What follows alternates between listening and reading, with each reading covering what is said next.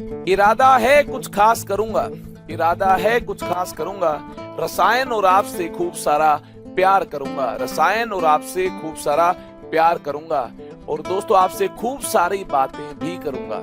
इस सेशन में हम एक स्पेशल टॉपिक को जानना है। हमारी इस मुलाकात में कंडक्टोमेट्रिक टाइट्रेशन को जानना है।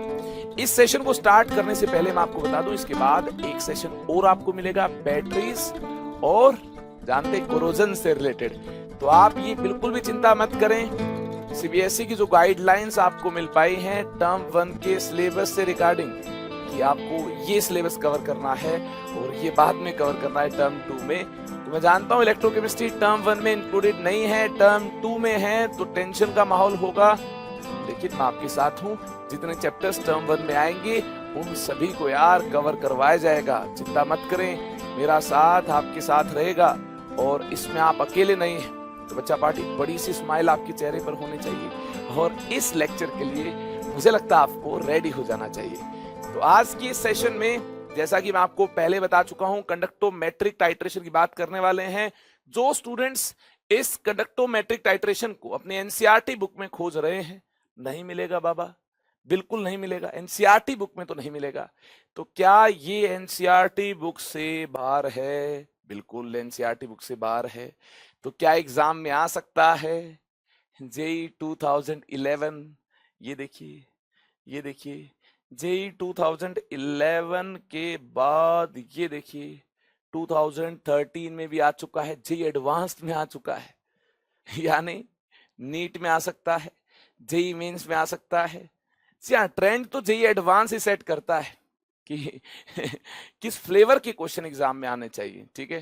तो यार अगर जेई एडवांस में आ चुका है कंडक्टोमेट्रिक टाइट्रेशन, जिन क्वेश्चंस को हम आज डिस्कस करने वाले हैं, इन क्वेश्चंस में देखिए कंडक्टोमेट्रिक टाइट्रेशन का कॉन्सेप्ट ही इन्वॉल्व है और ये जेई एडवांस्ड के पुराने क्वेश्चंस हैं। तो यार ये वहम अपने मन से निकाल दें कि ये हमारे सिलेबस में नहीं है।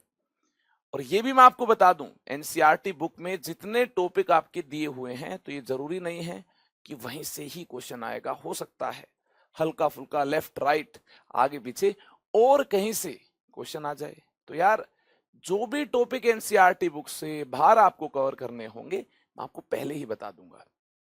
अगर आप केवल और केवल बोर्ड्स की तैयारी में लगे हैं तो ये आपके लिए नहीं है, ठीक है जी, मामला क्लियर है। करें स्टार्ट। अब आप सोच रहे होंगे प्लानर कब मिलेगा टर्म 1 के अकॉर्डिंग? मिल जाएगा, अगला चैप्टर प्लानर के साथ ही स्टार्ट होगा, ठीक है। अगला चैप्टर 12th क्लास के ट्रैक का जो टर्म 1 का सिलेबस है उसके अकॉर्डिंग ही स्टार्ट होगा और प्लानर के साथ ही स्टार्ट होगा। चलिए फिर आइए मेरे साथ, नोटबुक निकाल लें, पेन निकाल लें और एक बड़ी सी स्माइल के साथ यार रेडी हो जाए। कंडक्टोमेट्रिक टाइट्रेशन क्या है? Conductometric titration is a scientific method used to determine equivalence point, used to determine equivalence point by measuring conductance, by measuring conductance of resultant solution। ध्यान से देखिए क्या है ये, एक अप्रोच है, एक मेथड है, और टाइट्रेशन में आपको घबराना नहीं है। काफी सारे बच्चे टाइट्रेशन का नाम आते ही पागल हो जाते हैं। टाइट्रेशन में आपको घबराना नहीं है, टाइट्रेशन में एक रिएक्शन ही होती है, टाइट्रेशन में कुछ हमें डिटरमाइन करना होता है। तो यहां देखिए क्या डिटरमाइन करना होगा, कंडक्टोमेट्रिक टाइट्रेशन में हमें इक्विवेलेंस पॉइंट की बात करनी होगी। कैसे कर पाएंगे यार? मान लें पहले कंटेनर में आपके पास एसिड है, इसमें हमने बेस मिक्स किया, तो यार एसिड का अमाउंट कम होता जाएगा, एसिड के नंबर ऑफ मोल्स डिक्रीज हो रहे होंगे, सोल्ट बन रहा होगा। जब दोनों के number of gram equivalent same होंगे, यानी दोनों के नंबर ऑफ मोल्स इस प्रकार से रिएक्ट हुए होंगे, उस कंटेनर में इक्विवेलेंस पॉइंट पर ना ही एसिड बचा होगा और ना ही एक्स्ट्रा बेस इसमें ऐड हो पाया होगा। इक्विवेलेंस पॉइंट वह पॉइंट है जहां पर दोनों के number of equivalents, gram equivalents क्या हो, सेम हो। ऐसा तभी हो पाएगा जब दोनों की पूरी पूरी क्वांटिटी है ना, जितनी सफिशिएंट होनी चाहिए उतनी क्वांटिटी रिएक्ट हो चुकी है ना। अब ना ही एसिड है ना ही बेस है, सोल्ट और पानी है। अब यहां क्या करेंगे, देखिए इक्विवेलेंस पॉइंट आने से पहले कुछ कंडक्टेंस रहा होगा और वह कंडक्टेंस बेस मिक्स करने से वेरी हो रहा होगा, और इक्विवेलेंस पॉइंट आने के बाद क्या होगा, आप एक्स्ट्रा बेस मिक्स कर रहे होंगे, कंडक्टेंस फिर से वेरी कर रहा होगा। लेकिन ये जो वेरिएशन है ये डिफरेंट मैनर में मिल रहा होगा, इक्विवेलेंस पॉइंट से पहले, इक्विवेलेंस पॉइंट के बाद। तो जब भी कंडक्टेंस में वेरिएशन देखने को मिलेगा तो हम बोल देंगे उस वेरिएशन के कोरस्पॉन्डिंग जरूर यहां पर सॉल्यूशन का नेचर चेंज हुआ होगा। और ये किस वजह से चेंज हुआ होगा, इक्विवेलेंस पॉइंट आने की वजह से चेंज हुआ होगा। चलिए, काफी सारी बातें मैंने हवा में की हैं, हवाई बातें की हैं ठीक है, हो सकता है आपको हल्की फुल्की अंडरस्टैंडिंग में प्रॉब्लम हुई हो, लेकिन अगर हम ऑन पेपर बात करेंगे तो मैं जानता हूं सारी बात आपके दिल और दिमाग तक पहुंच जाएगी और कंडक्टोमेट्रिक टाइट्रेशन आपका शानदार हो पाएगा। देखिए, मैंने सबसे पहले क्या बात आपसे की, मैंने बात की एसिड बेस के साथ रिएक्ट हो, acid plus base, acid base के साथ रिएक्ट हो तो क्या होगा, सोल्ट बनेगा जी, ठीक है, सोल्ट प्लस पानी ये होगा। अब इक्विवेलेंस पॉइंट अटेन होने का मीनिंग क्या है, बेस इसके साथ पूरा रिएक्ट हो जाए, यानी number of gram equivalents of acid will be equal to number of gram equivalents of base, ठीक है जी। इसे हम क्या बोल देंगे, इसे हम इक्विवेलेंस पॉइंट बोल देंगे। This is called equivalence point, this is called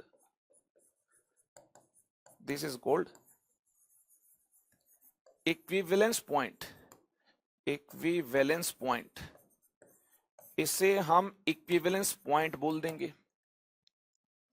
ये मामला आपको क्लियर है कि नहीं है, क्लियर है। आपने यार आयनिक इक्विलिब्रियम में या फिर जब भी एसिड बेस की रिएक्शन की बात की हो तब इसे अंडरस्टैंड किया होगा। वैसे हमें मैथमेटिकली यहां नहीं जाना है ना, आप टेंशन मत लीजिए। आप सोच रहे होंगे नंबर ऑफ ग्राम इक्विवेलेंट्स के साथ हम उतने ज्यादा कंफर्टेबल नहीं है।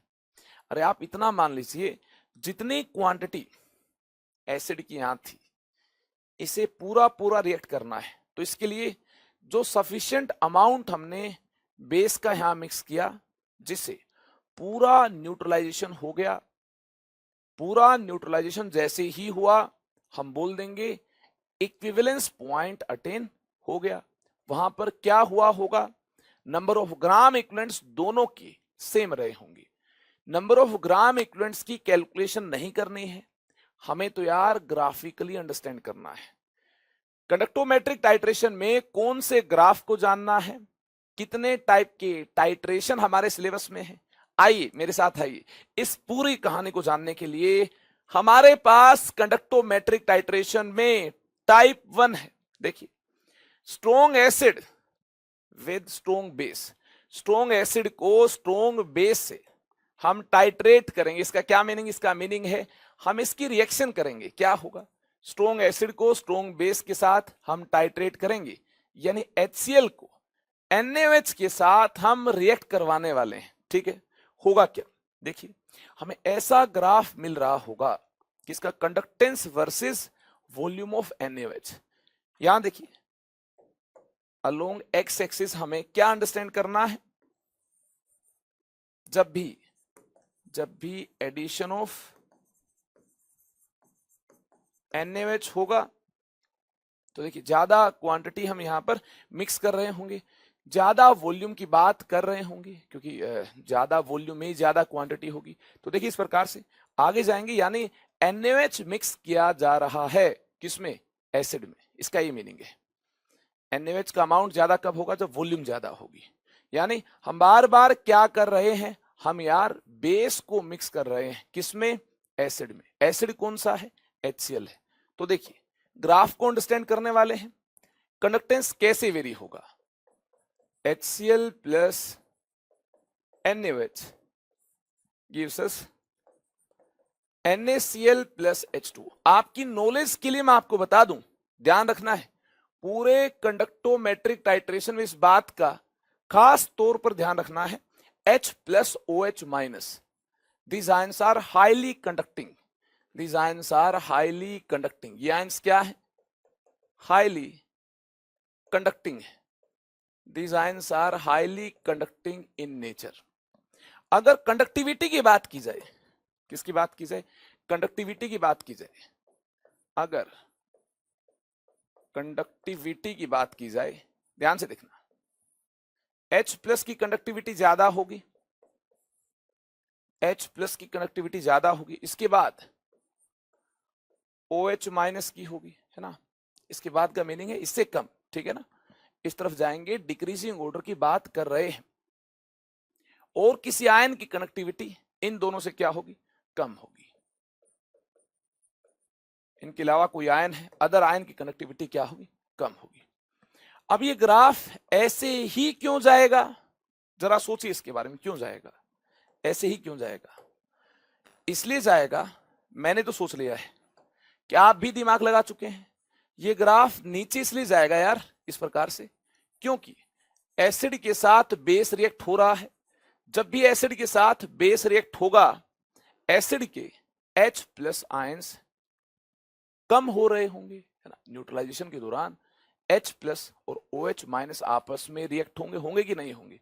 अरे यहां पर देखिए, इस प्रकार से H प्लस OH माइनस के साथ रिएक्ट हो रहे होंगे। तो यार मुझे तो ऐसा लगता है H प्लस आयंस डिक्रीज हो रहे होंगे, और H प्लस आयंस की वजह से ये हाईली कंडक्टिंग था। क्या था?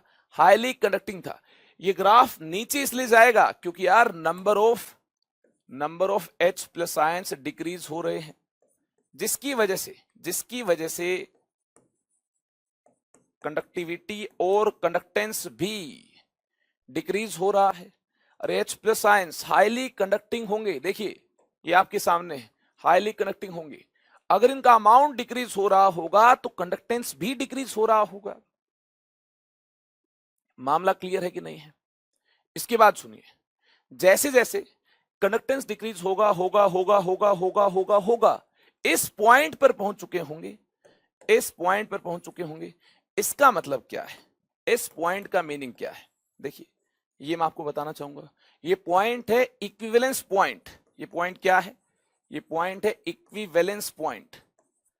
इस पॉइंट का मीनिंग इतना सा है, जब HCl NaOH रिएक्ट हुए हैं तो NaCl बना है, और ये रिएक्शन कंप्लीट हो चुकी है। इस पॉइंट का मतलब ये है, आपने यहां पर इसके C मोल्स लिए थे, तो इसके भी देखिए यहां पर C मोल्स रिएक्ट होंगे, तभी जाकर पूरी रिएक्शन यहां पर कंप्लीट हो पाएगी, पूरा रिएक्ट हो पाएगा।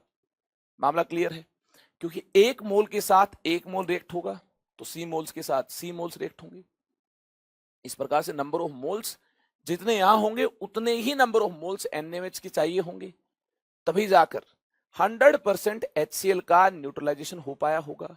ठीक है जी, या नंबर ऑफ मोल्स भी इक्वल है, और ये तो आप जानते ही हैं, जब कंप्लीट रिएक्शन की बात करनी है तो नंबर ऑफ ग्राम इक्विवेलेंट्स भी क्या रहते हैं? इक्वल रहते हैं। नंबर ऑफ मोल्स भी इक्वल रहे होंगे जब ये कंप्लीट रिएक्शन हुई होगी एसिड और बेस की, और नंबर ऑफ ग्राम इक्विवेलेंट्स भी क्या होंगे इस केस में, है ना, इक्वल रहे होंगे। ठीक है ना, नंबर ऑफ ग्राम इक्विवेलेंट्स तो हमेशा ही इक्वल रहेंगे। नंबर ऑफ मोल्स इक्वल होंगे कि नहीं होंगे, ये बात कोफिशिएंट पर डिपेंड करती है। अगर कोफिशिएंट सेम होंगे तो नंबर ऑफ मोल्स क्या रहे होंगे? 100% न्यूट्रलाइजेशन के कोरस्पॉन्डिंग इक्वल रहे होंगे। तो इसके C मोल्स को इसके C मोल्स चाहिए। ठीक है जी, इसके C मोल्स को इसके C मोल्स चाहिए। जब ये 100% रिएक्शन हुई, ये आपस में पूरा रिएक्ट हुए, तो 0 1 मोल क्या प्रोड्यूस करेंगे? 1 मोल। आप देख सकते हैं यहां भी कोफिशिएंट क्या है? 1 तो C मोल रिएक्ट हुए होंगे तो यहां क्या बने होंगे? NaCl H2O, ये कंपाउंड्स बने होंगे, और इनके मोल्स कितने होंगे? C moles. मैं आपको बस इतना बताना चाहता हूं, यहां पर कंडक्टेंस डिक्रीज होते यहां तक पहुंच गया है। ये क्या है? ये इक्विवेलेंस पॉइंट है। This is called equivalence point. जहां पर number of gram equivalents of HCl reacted will be equal to number of gram equivalents of NaOH reacted. ये क्या होंगे? इक्वल होंगे।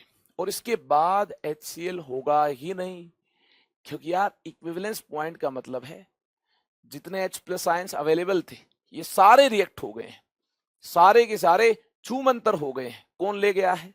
OH minus. इनको किसने उड़ाया है? OH माइनस ने, ठीक है ना, जैसे गोली से उड़ाते हैं, साउथ की मूवी में आपने देखा होगा, वैसे ही OH माइनस आएगा, H प्लस को उड़ा देगा और क्या बना देगा? H2O बना देगा, ठीक है। यानी इक्विवेलेंस पॉइंट का मीनिंग है कंप्लीट सोल्ट की फॉर्मेशन हो गई है और इसके साथ कौन है? पानी है, यानी NaCl एक्वस मीडियम में है। यहां पर H प्लस आयन नहीं होंगे, सारे के सारे H प्लस आयंस कंज्यूम हो गए हैं, न्यूट्रलाइज हो गए हैं, ठीक है। इसका क्या मीनिंग है? इसका मीनिंग है all H plus ions are neutralised, ठीक है ना यार। इसके बाद H प्लस आयंस यहां नहीं होंगे। अब इसके बाद इक्विवेलेंस पॉइंट के बाद अगर आप और बेस मिक्स करेंगे तो क्या होगा? सोचिए, इक्विवेलेंस पॉइंट के बाद अगर आप और बेस मिक्स करेंगे तो होगा कुछ ऐसा, ध्यान से देखिए। और बेस मिक्स करने पर कंडक्टेंस इंक्रीज हो जाएगा बड़ी कमाल की बात, देखिए ग्राफ ऊपर की तरफ जा रहा होगा। क्यों इंक्रीज हो जाएगा? और बेस मिक्स करने पर क्यों ऊपर की तरफ जाएगा? क्योंकि अब ये बेस एसिड के साथ तो रिएक्ट हो नहीं रहा होगा, क्योंकि एसिड तो है नहीं, एसिड हो गया खल्लास, बेस ने किया एसिड को खल्लास, ठीक है जी। तो फिर क्या होगा? फिर यार बेस रिएक्ट नहीं होगा, यानी जैसे ही NaOH सॉल्यूशन में आएगा, इस सॉल्यूशन में आएगा आफ्टर इक्विवेलेंस पॉइंट, तो क्या होगा? इक्विवेलेंस पॉइंट के बाद जो NaOH सॉल्यूशन में आएगा, इस सॉल्यूशन में आएगा, तो Na plus OH minus as it is कहां मिलेंगे आपको? इस सॉल्यूशन में मिल रहे होंगे। अब OH माइनस आने की वजह से, क्योंकि OH माइनस कंज्यूम तो हुआ नहीं, सारा एसिड खल्लास हो गया है, OH माइनस कंज्यूम तो हुआ नहीं है। अब जैसे जैसे बेस आप ऐड करते जाएंगे तो बेस से मिलने वाले OH माइनस आयंस इंक्रीज होते जाएंगे, और यार OH माइनस आयंस की वजह से भी अच्छी खासी कंडक्टिविटी होती है। तो मेरे दोस्तों इक्विवेलेंस पॉइंट के बाद देखिए OH माइनस आयंस इंक्रीज हो रहे होंगे और कंडक्टिविटी भी इंक्रीज हो रही होगी। तो यहां से आप किस कंक्लूजन पर पहुंच पाएंगे? इस प्रकार से ग्राफ नीचे आएगा और जहां से ग्राफ ने देखिए ऊपर जाना स्टार्ट किया, ये पॉइंट क्या है? इस प्रकार से देखिए ग्राफ का बिहेवियर एकदम से चेंज हुआ।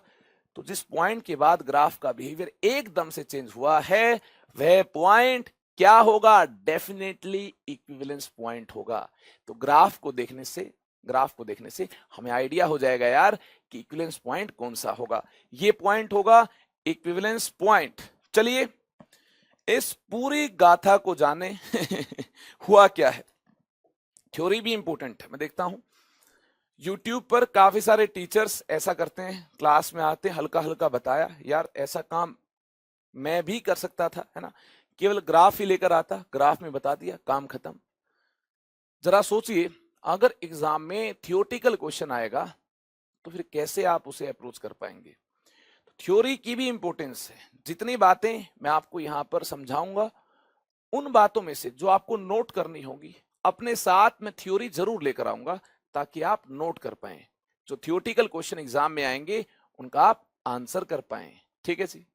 तो मेरे पास रसायन की हर डिफिकल्टी का हल है, और यार एग्जाम में आपको डिफिकल्टी ना हो इसलिए जो स्टेप्स मुझे क्लास में लेने होंगे मैं लूंगा। हल्का फुल्का क्लास में आपको ऐसा लग सकता है चीजें बार बार रिपीट हो रही हैं, इंटरेस्टिंग तो ये था, थ्योरी हमें अच्छी नहीं लगती है, लेकिन यार मैं तो आपको सिलेबस उसी तरीके से कवर करवाऊंगा जो एग्जाम की डिमांड है ना। साथ में हल्की फुल्की आपकी डिमांड भी पूरी हो जाएगी।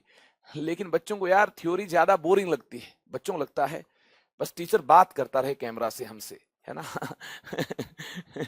बात तो होती रहेगी यार, लेकिन थ्योरी की अपनी इंपॉर्टेंस है। इससे भाग नहीं पाएंगे हम लोग, है ना। अगर भागने की कोशिश करेंगे तो एग्जाम में पकड़े जाएंगे, है ना। वहां दिक्कत होगी, फिर आपको लगेगा कि हाँ यार हवा हवाई में ज्यादा बातें की, तो थ्योरी याद नहीं है या फिर थियोटिकल क्वेश्चंस में प्रॉब्लम हो रही है। तो आपको यार किसी टाइप की प्रॉब्लम मैं होने नहीं दूंगा अगर आप मेरे अकॉर्डिंग चलेंगे। ये देखिए, ये आपके सामने स्क्रीन पर इस ग्राफ से रिलेटेड पूरी कहानी मेंशन की गई है। Before NaOH is added, NaOH add करने से पहले क्या था, एसिड था। द कंडक्टेंस इज हाई, किसकी वजह से कंडक्टेंस ज्यादा था अगर एसिड था, due to presence of highly mobile H plus ions, highly conducting H plus ions की वजह से पहले क्या था, कंडक्टेंस ज्यादा था। देख सकते हैं पहले क्या था, कंडक्टेंस ज्यादा था, ओनली H प्लस आयंस थे। यहां क्या थे, ओनली H प्लस आयंस। ठीक है जी, चलें आगे। आगे क्या मेंशन किया गया है, ध्यान से देखिए। व्हेन बेस इज एडेड, अब हम बेस ऐड कर रहे हैं यानी न्यूट्रलाइजेशन प्रोसेस स्टार्ट हो रही है। Base is added, conductance decreases due to replacement of hydrogen ions H plus ions by added cation, as H plus ions react with OH minus ions. हम जानते हैं जब आप यहां बेस मिक्स करेंगे तो देखिए H प्लस को कौन रिप्लेस कर रहा होगा, ध्यान से देखिए यार, OH माइनस तो इसके साथ रिएक्ट हो रहा होगा। जहां H प्लस था न्यूट्रलाइजेशन के बाद वहां कौन मिलेगा, Na प्लस। तो H प्लस को किसने रिप्लेस किया, Na प्लस ने। अब यहां से Na प्लस और यहां से Cl माइनस क्या मिलेगा, NaCl मिलेगा, इसकी फॉर्मेशन होगी। यानी यार यहां से H प्लस को Na प्लस ने रिप्लेस किया और किसने उड़ाया यहां से OH माइनस ने। OH माइनस इसके साथ रिएक्ट हुआ है तभी तो यार न्यूट्रलाइजेशन हो पाएगी। तो देखिए NaCl बनेगा और H2 बनेगा। क्या ये न्यूट्रलाइजेशन कंप्लीट है, जब तक इक्विवेलेंस पॉइंट तक हम नहीं पहुंचे हैं तब तक कंप्लीट नहीं है। चलें आगे, आगे देखिए आगे क्या होगा, आगे क्या होगा। इस प्रकार से रिएक्शन हो रही होगी, इस प्रकार से रिएक्शन हो रही होगी। तो देखिए कंडक्टेंस डिक्रीज हो रहा होगा, कंडक्टिविटी डिक्रीज हो रही होगी। क्यों डिक्रीज हो रही होगी यार, ध्यान से देखिए, conductance decreases till equivalence point, ये आप जानते हैं। न्यूट्रलाइजेशन हो रही होगी और इक्विवेलेंस पॉइंट पर कंप्लीट न्यूट्रलाइजेशन हो जाएगी। At equivalence point the solution contains only NaCl। H plus तो होगा नहीं क्योंकि इक्विवेलेंस पॉइंट पर कंप्लीट रिएक्शन हो गई है। सारा H प्लस OH माइनस के साथ रिएक्ट हो चुका है, तभी तो हम बोलेंगे यार इक्विवेलेंस पॉइंट अटेन हो गया है। कंप्लीट रिएक्शन हुई है तो हम क्या बोलेंगे, इक्विवेलेंस पॉइंट अटेन हुआ है। और कंप्लीट रिएक्शन से आपको क्या मिल पाएगा, आयंस आपको कहां से मिल पाएंगे, NaCl से आयंस आपको मिल पाएंगे। उसके बाद क्या होगा, after equivalence point conductance increases due to larger conductivity of OH minus ions. जी हाँ, इक्विवेलेंस पॉइंट के बाद एसिड तो होगा नहीं जिसके साथ और आने वाला बेस, एडेड बेस रिएक्ट हो पाए, तो क्या होगा, OH माइनस आयंस फ्री मिल पाएंगे सॉल्यूशन में। जितने आपने ऐड किए उतने ही सॉल्यूशन में घूम रहे होंगे मस्ती के साथ। OH माइनस की कंडक्टिविटी भी अच्छी खासी होती है, तो क्या होगा मेरे प्यारे बच्चों, इस प्रकार से OH माइनस आयंस का अमाउंट इंक्रीज होने से कंडक्टिविटी इंक्रीज हो रही होगी। क्लियर है मामला, याद रखेंगे। तो देखिए यार, इस टाइप का ग्राफ तब मिलेगा जब स्ट्रॉन्ग एसिड में स्ट्रॉन्ग बेस मिक्स किया हो, या फिर स्ट्रॉन्ग बेस में strong base with a strong acid, strong base में स्ट्रॉन्ग एसिड मिक्स किया हो, तब भी ऐसा ही होगा। तब क्या होगा, इस प्रकार से OH माइनस आयंस डिक्रीज हो रहे होंगे टिल इक्विवेलेंस पॉइंट। ठीक है जी, इक्विवेलेंस पॉइंट के बाद H प्लस आयंस इंक्रीज हो रहे होंगे। उस केस में ग्राफ आपको ऐसा ही मिलेगा। ठीक है, याद रखेंगे। उस केस में ग्राफ कैसा होगा? जब स्ट्रॉन्ग बेस में स्ट्रॉन्ग एसिड को मिक्स किया जाएगा। चले आगे, आगे देखिए यार, आगे हमारे पास कौन सा ग्राफ है? Weak acid with strong base, weak acid acetic acid, weak acid acetic acid, CH3COH with NaOH। इस ग्राफ को जानना है। This is very important. मेरा मन कहता है कभी ये ग्राफ एग्जाम में आएगा। क्यों कहता है? क्योंकि इसमें काफी सारी खास बातें हैं और सबसे पहले मुझे लगता है ये JEE एडवांस में ही आएगा। आप देख लेना 3-4 साल के बाद कंडक्टोमेट्रिक टाइट्रेशन से नीट में भी क्वेश्चंस आना स्टार्ट हो जाएंगे। अभी नहीं आया तो कोई टेंशन नहीं है, आ जाएगा, मिल जाएगा, है ना। और आपकी नोटबुक में जरूर मिलेगा इसका सॉल्यूशन। जब नीट में आएगा तो आपकी नोटबुक में इसका सॉल्यूशन, इसका हल जरूर मिलेगा। एक बार यार ग्राफ पर नजरें डाल लें। ग्राफ कैसा है? ग्राफ ऐसा मिलता है, देखिए ध्यान से। ज्यादा कंसंट्रेशन होगी, ज्यादा आयंस होंगे तो कंडक्टिविटी ज्यादा होगी, कंडक्टेंस ज्यादा होगा। कम आयंस होंगे तो कम होगी, और कम आयंस होंगे तो कंडक्टिविटी और कम होगी। तो इसकी टेंशन नहीं लेनी है। इनमें से किसी भी कंसंट्रेशन के साथ हमें आगे चलना है। मैं यहां पर बात करूंगा 0.1 मोलर कंसंट्रेशन के साथ। ठीक है, क्या किया गया? वीक एसिड CH3COH में, ठीक ना, एसिटिक एसिड में NaOH को मिक्स किया गया। यही तो हुआ है, देख लीजिए यार, अरे यही तो हुआ है। एसिटिक एसिड में NaOH को मिक्स किया गया तो क्या होगा? ध्यान से देखिए क्या होगा। CH3COH में अगर यार NaOH को मिक्स किया गया तो होगा क्या? एसिड बेस रिएक्शन यहां भी होगी, बिल्कुल होगी। और इस एसिड बेस रिएक्शन से क्या होगा? ये H प्लस इस OH माइनस के साथ रिएक्ट हो रहा होगा, H2O बन रहा होगा। तो देखिए CH3COONA प्लस H2O, इस प्रकार से एसिड बेस रिएक्शन हुई होगी और सोल्ट मिल रहा होगा। मामला क्लियर है? और ये ग्राफ देखिए बड़ा अजीब सा है।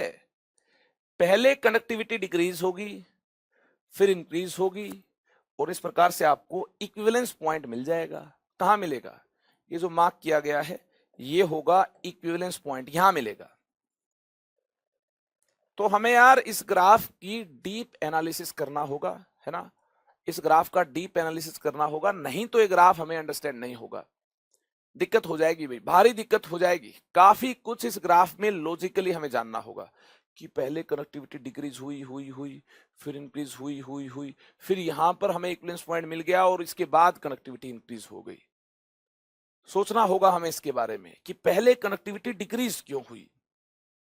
सोचिए इसके बारे में, पहले कनेक्टिविटी डिक्रीज क्यों हुई। इस हिस्से की अगर बात की जाए ग्राफ में, ध्यान से देखिए, इस हिस्से की बात की जाए ग्राफ में, यहां तक के हिस्से की बात की जाए जहां कंडक्टिविटी डिक्रीज हो रही है, देखिए इतने पोर्शन की बात की जाए तो मुझे तो ऐसा लगता है जो वीक एसिड है CH3COH, ये पूरा तो आयोनाइज्ड होगा नहीं, काफी कम ही आयोनाइज्ड होगा। इसकी डिग्री ऑफ डिसोसिएशन काफी कम है। तो यार ये काफी कम आयोनाइज्ड होगा तो इस प्रकार से आयोनाइज्ड हुआ होगा, अल्फा काफी कम रहा होगा। इक्विलिब्रियम का सिंबल यहां पर यूज करेंगे, पार्शियल आयोनाइजेशन पार्शियल डिसोसिएशन इसका रहा होगा। ठीक है, तो स्टार्टिंग में जो आप बेस मिक्स कर रहे हैं, यह बेस, ये जो आयोनाइज्ड H प्लस है स्टार्टिंग में, एट स्टार्ट ऑफ टाइट्रेशन क्या होगा? ये जो आयोनाइज्ड H प्लस है, जो आयोनाइज्ड H प्लस है, ये OH माइनस के साथ रिएक्ट हो रहे होंगे। ये देखिए OH माइनस के साथ रिएक्ट हो रहे होंगे। आप जैसे ही बेस मिक्स करेंगे ये रिएक्ट हो जाएंगे, या नहीं। ये ग्राफ नीचे इसलिए जाएगा क्योंकि यार जो H प्लस आयोनाइज्ड है ये कम होंगे, जो H plus ionised, already ionised from weak acid, ये डिक्रीज हो रहे होंगे। और H प्लस तो यार हाईली कंडक्टिंग होते हैं, हाईली मोबाइल होते हैं। अगर H प्लस आयंस डिक्रीज हो रहे होंगे इस प्रकार से तो हम क्या बोल देंगे? हम बोल देंगे यार कंडक्टेंस डिक्रीज हो रहा है। और क्या बोल देंगे? यही तो है हमारे पास। अरे यही कहानी तो हमने टाइट्रेशन को स्टार्ट करने से पहले अंडरस्टैंड की कि H प्लस सबसे ज्यादा कंडक्टिंग होंगे, ठीक है। तो H प्लस का नंबर डिक्रीज होने से, जैसे जैसे आप बेस मिक्स करेंगे, H प्लस का नंबर डिक्रीज होने से कंडक्टेंस क्या होगा, डिक्रीज होगा। और यार केवल H प्लस का नंबर डिक्रीज होने से कंडक्टेंस डिक्रीज नहीं होगा, बल्कि यहां पर जैसे जैसे H प्लस डिक्रीज हो रहा होगा, वैसे वैसे ये देखिए CH3CO माइनस और ज्यादा एसिटिक एसिड को आयोनाइज नहीं होने देगा। ऐसा भी हो सकता है कि H प्लस कंज्यूम हो जाए और एसिटिक एसिड और आयोनाइज हो जाए, ऐसी भी पॉसिबिलिटी थी। लेकिन ये जो CH3CO माइनस है, ये इस पर कॉमन आयन इफेक्ट लगा रहा होगा। अगर और एसिटिक एसिड आयोनाइज हो जाए तो वहां से भी CH3CO माइनस मिलेगा। लेकिन यहां जो CH3CO माइनस है ये ऑलरेडी प्रोड्यूस्ड है, और ये देखिए और आयोनाइज होने वाले CH3CO माइनस पर कॉमन आयन इफेक्ट लगा रहा होगा। उम्मीद है आपने कॉमन आयन इफेक्ट के बारे में जरूर सुना होगा। नहीं सुना है तो यार सबसे पहले कॉमन आयन इफेक्ट के बारे में जान लीजिए, ठीक है। मुझे लगता है ये कहानी आपको अंडरस्टैंड हो जाएगी। तो यहां पर H प्लस आयंस डिक्रीज होने से कनेक्टिविटी डिक्रीज हो रही होगी, और ये देखिए और CH3COH को आयोनाइज नहीं होने देगा क्योंकि कॉमन आयन इफेक्ट लगा रहा होगा, ठीक है जी। तो कनेक्टिविटी डिक्रीज हो रही होगी इस प्रकार से। मामला क्लियर हुआ कि नहीं हुआ? अरे मामला क्लियर हुआ कि नहीं हुआ? फिर देखिए कंडक्टिविटी हल्की सी इंक्रीज क्यों हुई है, इसके बाद कंडक्टिविटी क्यों इंक्रीज हुई है? After some time, after some time when free H plus ions are finished,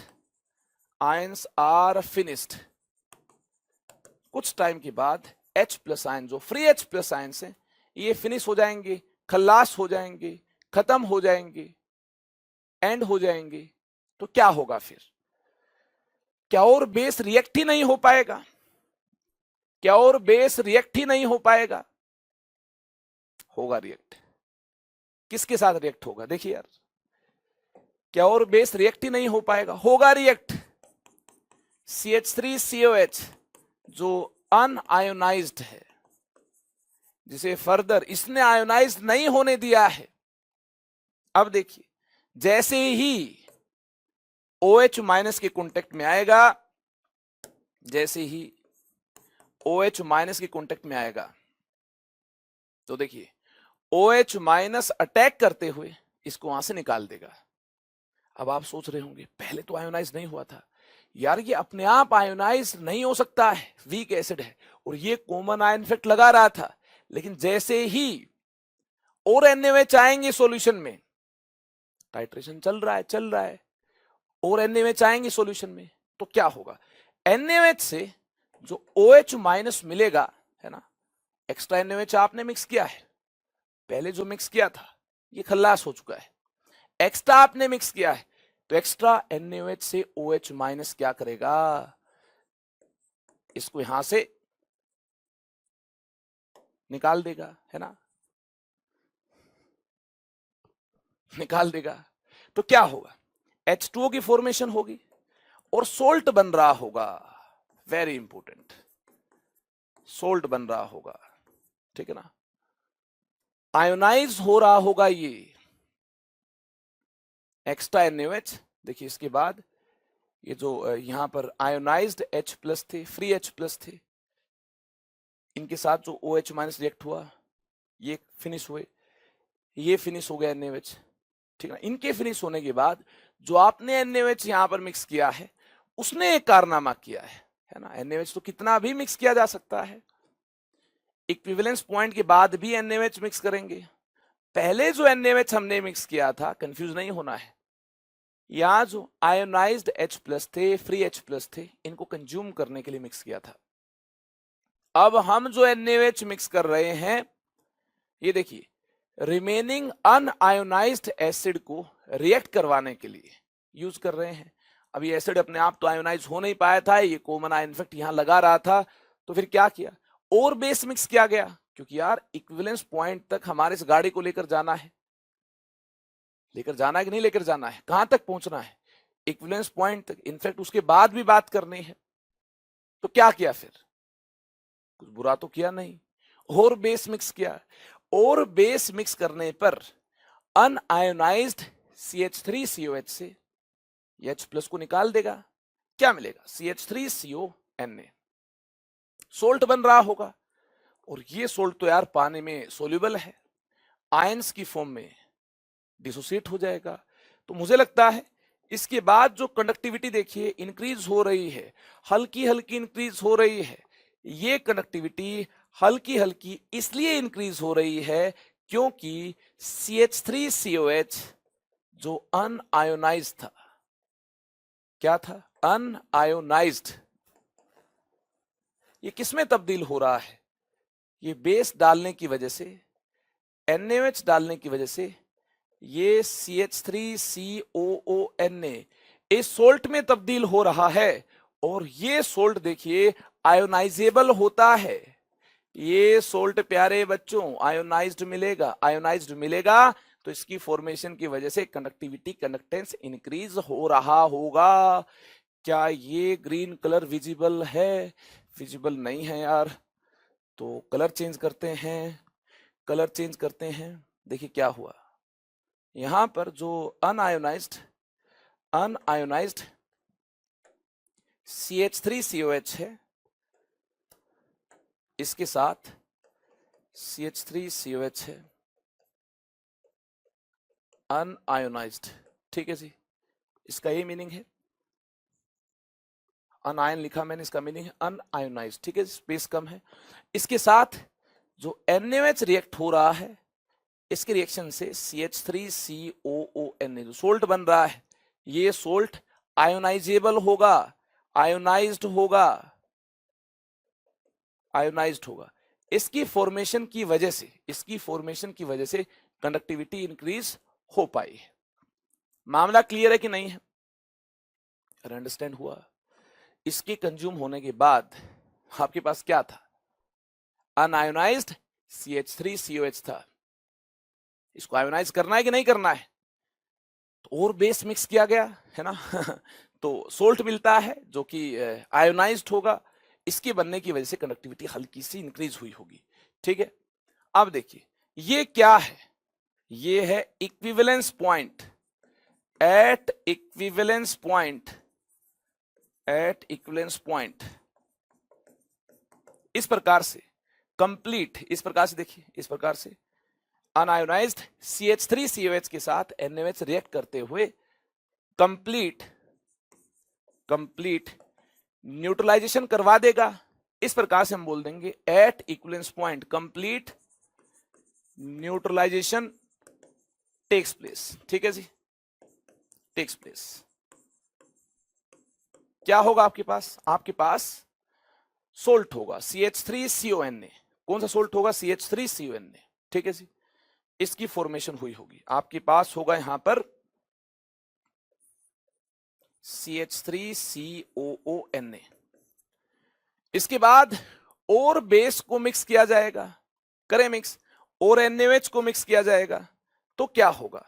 अब देखिए एसिड तो पूरा खल्लास हो चुका है, एसिड तो यार पूरा रिएक्ट हो गया है। अब आपने और बेस मिक्स किया होगा, वह बेस जैसे ही सॉल्यूशन में आएगा आयोनाइज हो जाएगा, ठीक है ना, वह बेस जैसे ही सॉल्यूशन में आएगा आयोनाइज हो जाएगा। अगर आपने बेस के सॉल्यूशन को मिक्स किया है तो आप क्या बोल देंगे, यानी पहले ही बेस आयोनाइज था, तो आयंस Na+OH- इस सॉल्यूशन में, जो नीचे देखिए इस सोल्ट का सॉल्यूशन है, इसके अंदर घूम रहे होंगे मस्ती के साथ। अगर ये मस्ती के साथ घूम रहे होंगे तो हम बोल देंगे कि जैसे जैसे बेस आप मिक्स करेंगे तो रिएक्शन तो होगी नहीं, क्योंकि ये तो बेस के साथ रिएक्ट करता नहीं है, रिएक्शन तो होगी नहीं, तो फिर क्या होगा, ये तो बेस के साथ रिएक्ट करता नहीं है, रिएक्शन तो होगी नहीं, तो क्या होगा फिर, होगा ये OH- आने से, ये भी हाईली कंडक्टिंग है, OH- आने से कंडक्टेंस एकदम से तेजी से इंक्रीज होना स्टार्ट हो जाएगा। तो इस प्रकार से एकदम से तेजी से इंक्रीज हो रहा होगा, और आप देखिए इक्विवेलेंस पॉइंट जैसे ही अटेन हुआ उसके बाद ग्राफ तेजी से ऊपर की तरफ जा रहा है, क्योंकि OH माइनस आयंस का नंबर इंक्रीज हो रहा है। मामला क्लियर है कि नहीं है? अब देखिए, ये जो कर्व है, ये जो कर्व है जहां पर इस सोल्ट की फॉर्मेशन हुई है, ये सोल्ट है, salt of weak acid strong base, पानी में होगा, तो यहां इसकी हाइड्रोलिसिस भी हो पाएगी। अगर कोई पूछे क्या सोल्ट की हाइड्रोलिसिस होगी, हाँ, वीक एसिड स्ट्रॉन्ग बेस का सोल्ट है, इसकी हाइड्रोलिसिस भी हो रही होगी। तो चलिए इस पूरी गाथा को बयां कर लें एक बार फिर से, है ना, कैसे नोट करना है। अंडरस्टैंड तो हमने कर लिया है, पहले क्या होगा बाद में क्या होगा डिटेल में। अब यार इसे नोट भी कर लें कि हुआ क्या है ना। कोई बात अगर मिस हो गई है तो मुझे लगता है इस प्रकार से नोट करने से कंप्लीट हो जाएगी, और इस प्रकार से नोट करने से एक बार फिर से आप इसे रिवाइज कर पाएंगे। छोटा सा रिकैप है ना, जरूरी है, क्योंकि चीजें काफी सारी मैंने एक साथ आपको बताई है, तो सारी चीजें आपके दिमाग में रहे, कुछ भी आपके दिमाग से निकल ना पाए। तो इसके लिए एक बार फिर से देखिए इसको और नोट कीजिए। थ्योरी उतनी ही इंपॉर्टेंट है जितना अंडरस्टैंड करना, कि बाद में कहां से रिवाइज करेंगे, रिवाइज ही नहीं कर पाएंगे। और अब अगर आपने इससे अंडरस्टैंडिंग बना ली तो भूलने के चांसेस भी कम हो जाएंगे। आपके पास यार लॉजिकल तरीका भी है, थ्योरी भी है, फिर कॉन्सेप्ट बचकर कहां जाएगा, है ना, कॉन्सेप्ट बच नहीं पाएगा फिर। ठीक है, आपके मार्क्स दिलाएगा ही दिलाएगा। देखिए इनिशियली कंडक्टेंस इज लो, लो क्यों है भाई?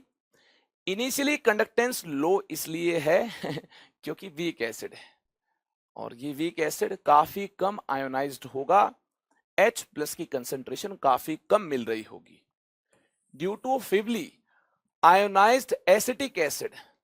फीबली आयोनाइज्ड का मीनिंग है कम आयोनाइज्ड, ठीक है ना, फीबली आयोनाइज्ड का मीनिंग है कम आयोनाइज्ड। ठीक है जी, वीक एसिड है तो यार कम ही आयोनाइज्ड होगा। On addition of base there is decrease in conductance, base mix करेंगे कंडक्टेंस डिक्रीज होगा। इसके दो रीजन है, कौन कौन से बताए मैंने, देखिए this is not only due to replacement of H plus, केवल H प्लस की रिप्लेसमेंट की वजह से ऐसा नहीं हुआ है, इसके अलावा भी एक रीजन है। कौन सा? याद कीजिए, common ion effect, common ion effect, ठीक है ना, but also suppresses dissociation of acetic acid due to common ion acetate. जब भी यार इस प्रकार से CH3COOH अनआयोनाइज्ड के साथ, किसके साथ? अनआयोनाइज्ड के साथ अगर इस प्रकार से एसिटेट आयन मिल पाया होगा, क्योंकि पहले ही ये कुछ ऑलरेडी क्या था, आयोनाइज था, है ना, पहले भी तो आयोनाइज था इस प्रकार से। किस प्रकार से? इस प्रकार से बेस मिक्स करने से पहले। ठीक है, बेस ने क्या किया, बेस ने इस आयोनाइज्ड H प्लस को, जो कि ऑलरेडी आपको फ्री फॉर्म में सॉल्यूशन में मिल रहा था, सबसे पहले बेस ने इसी H प्लस को उड़ाया होगा, क्योंकि इसको उड़ाना सबसे आसान है, सबसे पहले बेस ने इसको उड़ाया होगा। तो देखिए इस प्रकार से आपको ये आयंस मिल रहे होंगे। कौन से आयंस मिल रहे होंगे? देखिए इस प्रकार से आपको ये आयंस मिल रहे होंगे, देखिए एसिटेट आयंस मिल रहे होंगे, ठीक है। और अनआयोनाइज्ड ये होगा, ये आयोनाइज होना चाहेगा, ठीक है।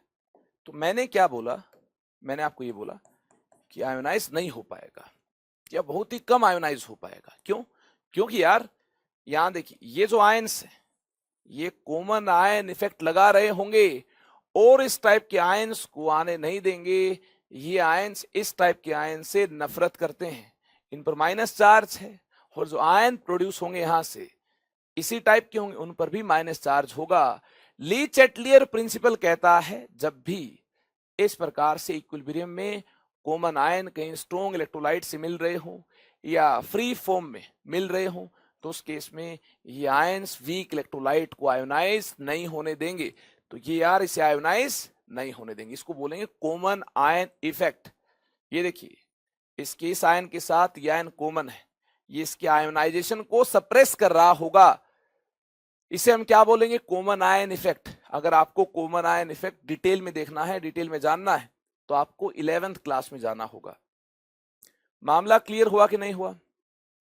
इसके बाद देखिए, बट वेरी सून, इसके बाद क्या होगा, बहुत जल्दी क्या होगा, the conductance increases on addition of NaOH। कुछ टाइम तो देखिए ऐसा ही होगा, या आयोनाइज नहीं हो पाएगा, और फ्री H प्लस के साथ NaOH रिएक्ट हो रहा होगा, या फिर NaOH का OH माइनस रिएक्ट हो रहा होगा। लेकिन जैसे ही फ्री H प्लस फिनिश हो जाएंगे, उसके बाद क्या होगा, उसके बाद NaOH neutralises undissociated unionised CH3COH। इसके बाद क्या होगा, जो अनआयोनाइज्ड CH3COH है, इसके साथ कौन रिएक्ट कर रहा होगा, NaOH, जो आपने और ऐड किया, ठीक है ना। जो अनआयोनाइज्ड एसिटिक एसिड आपको मिल रहा होगा H प्लस कंज्यूम होने के बाद, तो यही मिलेगा।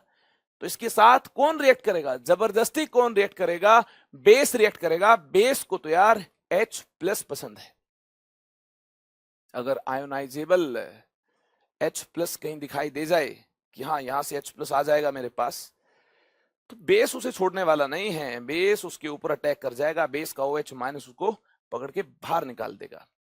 पहले तो यार साफ साफ H प्लस फ्री था, तो बेस ने निकाल दिया था। अब देखिए फ्री नहीं है तो घूमेगा, थोड़ा बहुत देखेगा, छानबीन करेगा इसके पास एक H है जो कि आयोनाइजेबल है, जो कि निकाला जा सकता है, इसके पास जाएगा और H प्लस को निकाल देगा। हाँ, अनआयोनाइज्ड CH3COH से H प्लस को निकाल रहा होगा। This increases conductivity till equivalence point due to formation of salt CH3CONA which is completely ionized। ठीक है ना। इस सोल्ट की फॉर्मेशन की वजह से और यहां से मिलने वाले आयंस की वजह से कंडक्टिविटी धीरे धीरे क्या होगी, इंक्रीज होगी इक्विवेलेंस पॉइंट तक। ठीक है ना। और graph near equivalence point is curved. ये ग्राफ कर्व्ड क्यों है, कर्वेचर क्यों है, क्योंकि यार कंडक्टिविटी धीरे धीरे इंक्रीज हो रही है और यहां पर हाइड्रोलिसिस भी हो रही है। ड्यू टू हाइड्रोलिसिस भी हो रही है इस सोल्ट की। ये सोल्ट डिसोसिएट तो होगा ही, इसकी वजह से धीरे धीरे कंडक्टिविटी इंक्रीज हो रही है और साथ में हाइड्रोलिसिस भी चल रहा है। ठीक है जी। तो हम क्या बोल देंगे, कंडक्टिविटी धीरे धीरे इंक्रीज हो रही है। आगे देखिए, बियॉन्ड इक्विवेलेंस पॉइंट के बाद conductance increases more rapidly with addition of NaOH। देखिए इक्विवेलेंस पॉइंट के बाद एकदम से कंडक्टेंस इंक्रीज होने लग गया है। क्यों यार, ऐसा क्या हुआ, एकदम से कंडक्टेंस क्यों इंक्रीज होगा, सोचिए इसके बारे में। This is due to highly conducting OH minus. ये किसकी वजह से हुआ, हाईली कंडक्टिंग OH माइनस की वजह से हुआ, क्योंकि इक्विवेलेंस पॉइंट के बाद जो OH माइनस इस सॉल्यूशन में आएंगे, ये OH माइनस रिएक्ट नहीं हो पाएंगे, क्योंकि H प्लस होगा नहीं, तो रिएक्ट होंगे किसके साथ, नहीं होंगे भाई। तो जैसे जैसे NaOH मिक्स करते जाएंगे वैसे वैसे वहां से OH माइनस मिलते जाएंगे जो कि ज्यादा कंडक्टिंग है। तो क्या होगा, एकदम से कंडक्टिविटी इंक्रीज होगी और इंक्रीज होती रहेगी, और ऐड करेंगे और इंक्रीज हो जाएगी। तो ग्राफ इस प्रकार से आसमान को छू रहा होगा। चले आगे पहले पाताल की तरफ जा रहा होगा और फिर आसमान को छू रहा होगा। अरे मजाक किया, पहले नीचे जा रहा होगा फिर ऊपर जा रहा होगा। मामला क्लियर है क्या? अरे क्या आपने इसको अंडरस्टैंड कर लिया है? अगर यार ये आपने अंडरस्टैंड कर लिया है तो ऐसा किया जाए तो क्या होगा, जरा सोचिए। If we consider reverse case, अगर इसके रिवर्स केस की बात की जाए, यानी जो हमने पहले कंसिडर किया था along x direction, volume of NaOH। अब हम बात करें volume of CH3COH used, volume of CH3COH used, और इस तरफ बात करें अलोंग वाई डायरेक्शन, बात करें कंडक्टेंस की, तो क्या होगा, क्या होगा, सोचिए इसके बारे में। देखिए इस प्रकार से हमारे पास ब्यूरेट है, इस प्रकार से हमारे पास ब्यूरेट है, इसमें क्या है, इसमें हमारे पास वीक एसिड CH3COH। इस बार हम बेस में एसिड को मिक्स करने वाले हैं। पहले क्या किया था, एसिड में बेस को मिक्स किया था, याद है ना यार आपको। इस केस में हमने एसिड में बेस NaOH को मिक्स किया था। यहां पर हम क्या करने वाले हैं, यहां पर हम बेस में एसिड को मिक्स करने वाले हैं। रिवर्स केस इस मैनर में है। नीचे क्या है, यहां है कोनिकल फ्लास्क, इस प्रकार से यहां हमारे पास कोनिकल फ्लास्क है, ठीक है जी। इसमें क्या है, इस कोनिकल फ्लास्क में है NaOH। यार एसिड में बेस को मिक्स किया जाए या बेस में एसिड को मिक्स किया जाए, होना तो सेम है। क्या होना है, न्यूट्रलाइजेशन रिएक्शन। लेकिन यार ग्राफ सेम मिले ये जरूरी नहीं है। हर बार इस प्रकार से केस को रिवर्स करने पर, एसिड में बेस की बजाय बेस में एसिड मिक्स करने पर ग्राफ सेम मिले जरूरी नहीं है। देखिए यहां हुआ क्या है, न्यूट्रलाइजेशन इसकी OH माइनस के साथ ये H रिएक्ट हुआ है, या इसके H के साथ ये OH माइनस रिएक्ट हुआ है। कुछ भी आप बोल सकते हैं, बनना तो सोल्ट है, बनना तो सोल्ट है। ये सोल्ट बन रहा होगा। ये होगी न्यूट्रलाइजेशन प्रोसेस। मुझे ऐसा लगता है पहले हमारे पास जब इस फ्लास्क में ज्यादा OH माइनस थे, जब न्यूट्रलाइजेशन स्टार्ट नहीं हुई थी, तो मुझे लगता है कंडक्टेंस ज्यादा रहा होगा, ठीक है ना। यहां देखिए unreacted NaOH, T is equal to 0 पर रिएक्शन तो स्टार्ट हुई नहीं, तो क्या है अनरिएक्टेड NaOH, जिसका कंडक्टेंस ज्यादा रहा होगा। जैसे जैसे एसिड मिक्स हुआ इसमें OH माइनस आयंस का नंबर डिक्रीज होगा, number of OH minus ions decrease हो रहे होंगे, जो कि ज्यादा कंडक्टेंस के साथ है, जिनकी कंडक्टिविटी ज्यादा है। अगर ऐसे आयंस का नंबर डिक्रीज हो रहा हो जिनकी कंडक्टिविटी ज्यादा है, ऐसे आयंस के नंबर डिक्रीज होने से कंडक्टिविटी और कंडक्टेंस भी डेफिनेटली डिक्रीज हो रहा होगा। तो यार ये ग्राफ नीचे की तरफ इसलिए जाएगा क्योंकि OH माइनस का नंबर डिक्रीज हो रहा है, और OH माइनस के नंबर डिक्रीज होने से कंडक्टेंस डिक्रीज हो रहा है। तो ग्राफ कहां जाएगा, नीचे की तरफ जाएगा। और यहां जाकर मान लेते हैं न्यूट्रलाइजेशन हो गया है, कहीं तो होगा। मैंने मान लिया है किसी सर्टेन कंसंट्रेशन के कोरेस्पोंडिंग यहां पर न्यूट्रलाइजेशन हो गया है या नहीं। इसके बाद बेस बचेगा नहीं, इसके बाद बेस बचेगा नहीं। यहां फॉर्मेशन हुई होगी सोल्ट की, यहां फॉर्मेशन हुई होगी सोल्ट की। इसके बाद और जो एसिड आ रहा है CH3COH, वह एसिड बेस के साथ रिएक्ट होगा नहीं, बेस बचेगा नहीं। इस इक्विवेलेंस पॉइंट के बाद बेस बचेगा नहीं, क्योंकि यार बेस तो पूरा रिएक्ट हो गया है, कैसे बचेगा। तो इसके बाद जो एसिड हम ऐड कर रहे हैं, ये एसिड रिएक्ट होगा नहीं, बेस होगा नहीं, तो ये रिएक्ट होगा नहीं। तो क्या होगा, क्या ये आयोनाइज होगा? जी नहीं, वीक एसिड है। और साथ में इस सोल्ट से, ये सोल्ट भी तो सॉल्यूशन में होगा, इसमें इस सॉल्यूशन में सोल्ट होगा, सोल्ट से कॉमन आयन इफेक्ट लग रहा होगा। सोल्ट का CH3CO minus common ion effect लगा रहा होगा। तो इसके बाद जो एसिड आप ऐड कर रहे हैं, ये एसिड CH3COH अनआयोनाइज्ड होगा। This is unionized due to common ion effect of common ion effect of CH3CO minus from salt, ठीक है ना। सोल्ट से जो आयन मिलता है, ये कॉमन आयन इफेक्ट लगा रहा होगा, तो ये क्या मिलेगा, अनआयोनाइज्ड। यानी फर्दर इसके एडिशन से, इक्विवेलेंस पॉइंट के बाद फर्दर इसके एडिशन से, यहां देखिए फ्री आयंस आपको नहीं मिल पाएंगे। जितने आयंस इक्विवेलेंस पॉइंट पर फ्री रहेंगे, ऑलमोस्ट उतने ही आयंस बाद में भी मिल रहे होंगे। जरा सोचिए, अगर नंबर ऑफ आयंस इंक्रीज नहीं हो रहे हैं, तो क्या कंडक्टेंस इंक्रीज होगा? नहीं होगा। तो ये पैरेलल टू एक्स एक्सिस आपको मिल रहा होगा आफ्टर इक्विवेलेंस पॉइंट, क्योंकि जो एसिड बाहर से आएगा, जो ब्यूरेट से आप एसिड डालेंगे, ये आयोनाइज हो ही नहीं पाएगा, इस पर तो कॉमन आयन इफेक्ट लग रहा होगा। तो क्या होगा, तो यार इस केस में इस प्रकार से कंडक्टेंस कांस्टेंट मिल रहा होगा। चले आगे, याद रखना, क्या पता यार ऐसा केस आ जाए। तो जैसा ये ग्राफ था वैसा ये ग्राफ नहीं है, ठीक है ना। अगर आपने इन दोनों ही ग्राफ को ध्यान से अंडरस्टैंड कर लिया है, तो समझ आया होगा, है ना, जैसा वो था वैसा ये क्यों नहीं है। ठीक है जी, अगर आपने इसे अंडरस्टैंड कर लिया है, अगर आप इसे जान चुके हैं, अब बारी है यार कंडक्टोमेट्रिक टाइट्रेशन में टाइट्रेशन के थर्ड टाइप को जानने की। थर्ड टाइप क्या है? Strong acid with weak base. Strong acid with weak base क्या होगा? स्ट्रॉन्ग एसिड को वीक बेस के साथ टाइट्रेट किया जाएगा तो क्या होगा?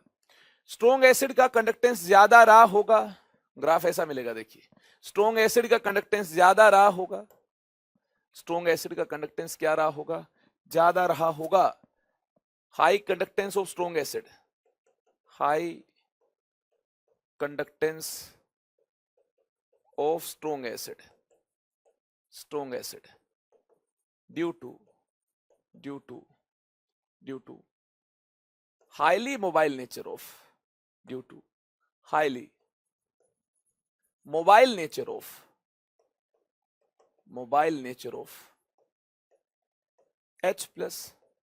H प्लस के ज्यादा मोबाइल नेचर की वजह से कंडक्टेंस क्या होगा? ज्यादा होगा। मामला क्लियर है? स्ट्रॉन्ग एसिड का कंडक्टेंस क्या होगा? ज्यादा होगा H प्लस के ज्यादा मोबाइल नेचर की वजह से। मामला क्लियर है? जैसे जैसे वीक बेस आप इसमें मिलाएंगे होगा क्या? H प्लस का नंबर न्यूट्रलाइजेशन की वजह से डिक्रीज कर रहा होगा, तो यार कंडक्टेंस भी डिक्रीज कर रहा होगा। जैसे ही इक्विवेलेंस पॉइंट आपको मिलेगा, यानी सोल्ट आपको मिलेगा, और यह सोल्ट जो इसके बाद वीक बेस आप मिक्स कर रहे हैं उस पर कॉमन आयन इफेक्ट लगा रहा होगा। अरे लगेगा कि नहीं लगेगा? और वैसे भी सोचिए यार, इसके बाद इक्विवेलेंस पॉइंट के बाद जो एक्स्ट्रा बेस, देखिए वॉल्यूम ऑफ बेस है, अमोनिया वीक बेस है, ठीक है, जो बेस आप मिक्स कर रहे होंगे यह बेस वीक बेस है, और वीक बेस तो ज्यादा आयोनाइज होता नहीं है, और सोल्ट की प्रेजेंस में तो आयोनाइज होने का सवाल ही नहीं उठता है, यानी इससे आयंस नहीं मिल पाएंगे। वैसे भी ये वीक है, और सोल्ट की मौजूदगी में सोल्ट इस पर कॉमन आयन लगा रहा होगा, कॉमन आयन इफेक्ट लगा रहा होगा, तो यार इस केस में जो वीक बेस इक्विवेलेंस पॉइंट के बाद सॉल्यूशन में आ रहा होगा फिर आयोनाइज नहीं होगा, तो यार अगर उससे आयंस नहीं मिलते होंगे तो कंडक्टेंस क्या मिलेगा? ऑलमोस्ट कांस्टेंट मिलेगा, क्योंकि इक्विवेलेंस पॉइंट के बाद एक बार सुन लीजिए, जो बेस हम मिक्स कर रहे हैं ये अनआयोनाइज्ड है, ठीक है जी, क्योंकि इस पर सोल्ट ने क्या लगा दिया है? Common ion effect. अगर ये बेस आयोनाइज ही नहीं होगा तो कंडक्टेंस वेरी नहीं होगा। पहले डिक्रीज क्यों कर रहा है? सोचिए, क्योंकि एसिड जो कि स्ट्रॉन्ग है इसके H प्लस को बेस खा जाएगा, बेस इसके साथ रिएक्ट हो जाएगा, H प्लस का नंबर डिक्रीज हो रहा है, कंडक्टेंस डिक्रीज होगा, इक्विवेलेंस पॉइंट आ गया, मौज कर दी, है ना, इक्विवेलेंस पॉइंट आ गया, मजा आ गया, क्योंकि यार इसी को ही तो हमें जानना है। इसके बाद H प्लस आयन का नंबर डिक्रीज नहीं होगा, सारे H प्लस आयन रिएक्ट हो चुके हैं, कंडक्टेंस वेरी नहीं होगा, और बेस आप जो मिक्स कर रहे हैं ये अनआयोनाइज्ड है। अगर इसे आयंस नहीं मिल रहे हैं तो क्या होगा मेरे दोस्त? कंडक्टेंस वेरी नहीं होगा, ठीक है ना। इक्विवेलेंस पॉइंट के बाद कंडक्टेंस आपको ऑलमोस्ट सेम मिलेगा। देखिए, initially conductance is high, then it decreases due to replacement of H plus. High क्यों है? Highly connecting H plus ions की वजह से। फिर डिक्रीज क्यों हो रहा है? क्योंकि इसके साथ बेस रिएक्ट हो रहा है, बट आफ्टर एंड पॉइंट और equivalence point had been attained, graph becomes almost horizontal, graph almost horizontal हो जाएगा, since the excess aqueous ammonia is not appreciably ionized. जो एक्सेस अमोनिया है ये आयोनाइज्ड होगी नहीं। इसके बाद जो अमोनियम हाइड्रोक्साइड आप इसके अंदर मिक्स करेंगे उस पर कॉमन आयन इफेक्ट लग रहा होगा। अमोनिया या एक्वस फॉर्म में अमोनियम हाइड्रोक्साइड की बात की जाए एक ही बात है, उस पर कॉमन आयन इफेक्ट कौन लगा रहा होगा? सोल्ट लगा रहा होगा, ठीक है जी, in presence of ammonium sulphate. क्या किया हमने इस प्रकार से H2SO4 के साथ अमोनिया की रिएक्शन करवा रहे हैं या फिर NH4OH एक्वस की रिएक्शन करवा रहे हैं, एक ही बात, अमोनिया एक्सेस या फिर NH4OH, क्योंकि पानी में अमोनिया इसी फॉर्म में होगी। अगर रिएक्शन हो रही है इसके H+ के साथ OH- रिएक्ट हो रहा है, कनेक्टिविटी डिक्रीज हो रही है, ऐसे सोल्ट की फॉर्मेशन हुई है। ठीक है जी, जब इक्विवेलेंस पॉइंट अटेन हुआ होगा तो ऐसे सोल्ट की फॉर्मेशन हुई होगी। इसके बाद जो आप एक्स्ट्रा बेस डालेंगे, इसके बाद after equivalence point, after equivalence point if you add more base then base will be unionized। जो बेस होगा NH4OH ये unionized होगा, जो बेस होगा NH4OH ये unionized होगा। क्यों आयोनाइज नहीं हो पाएगा? इसलिए आयोनाइज नहीं हो पाएगा, यहां से NH4+ आयंस जो इसके साथ कॉमन है, इसके आयोनाइजेशन को सप्रेस कर रहे होंगे, वीक तो पहले से ही है। और देखिए ये आयन इसके साथ कॉमन है, कॉमन आयन इफेक्ट लगा रहे होंगे, यानी इसको और वीक बना दिया होगा, इसको इतना वीक बना दिया गया होगा कि इससे आयन से नहीं मिल पाएंगे। अगर यार इससे आयन से नहीं मिल पाएंगे तो graph parallel to x axis आ जाएगा, क्योंकि कंडक्टेंस वेरी नहीं हो, आयन से नहीं मिलेंगे यार, कंडक्टेंस कहां से वेरी कर जाएगा। चलें आगे, अरे चलें क्या आगे, आगे तो चलना होगा मेरे दोस्त।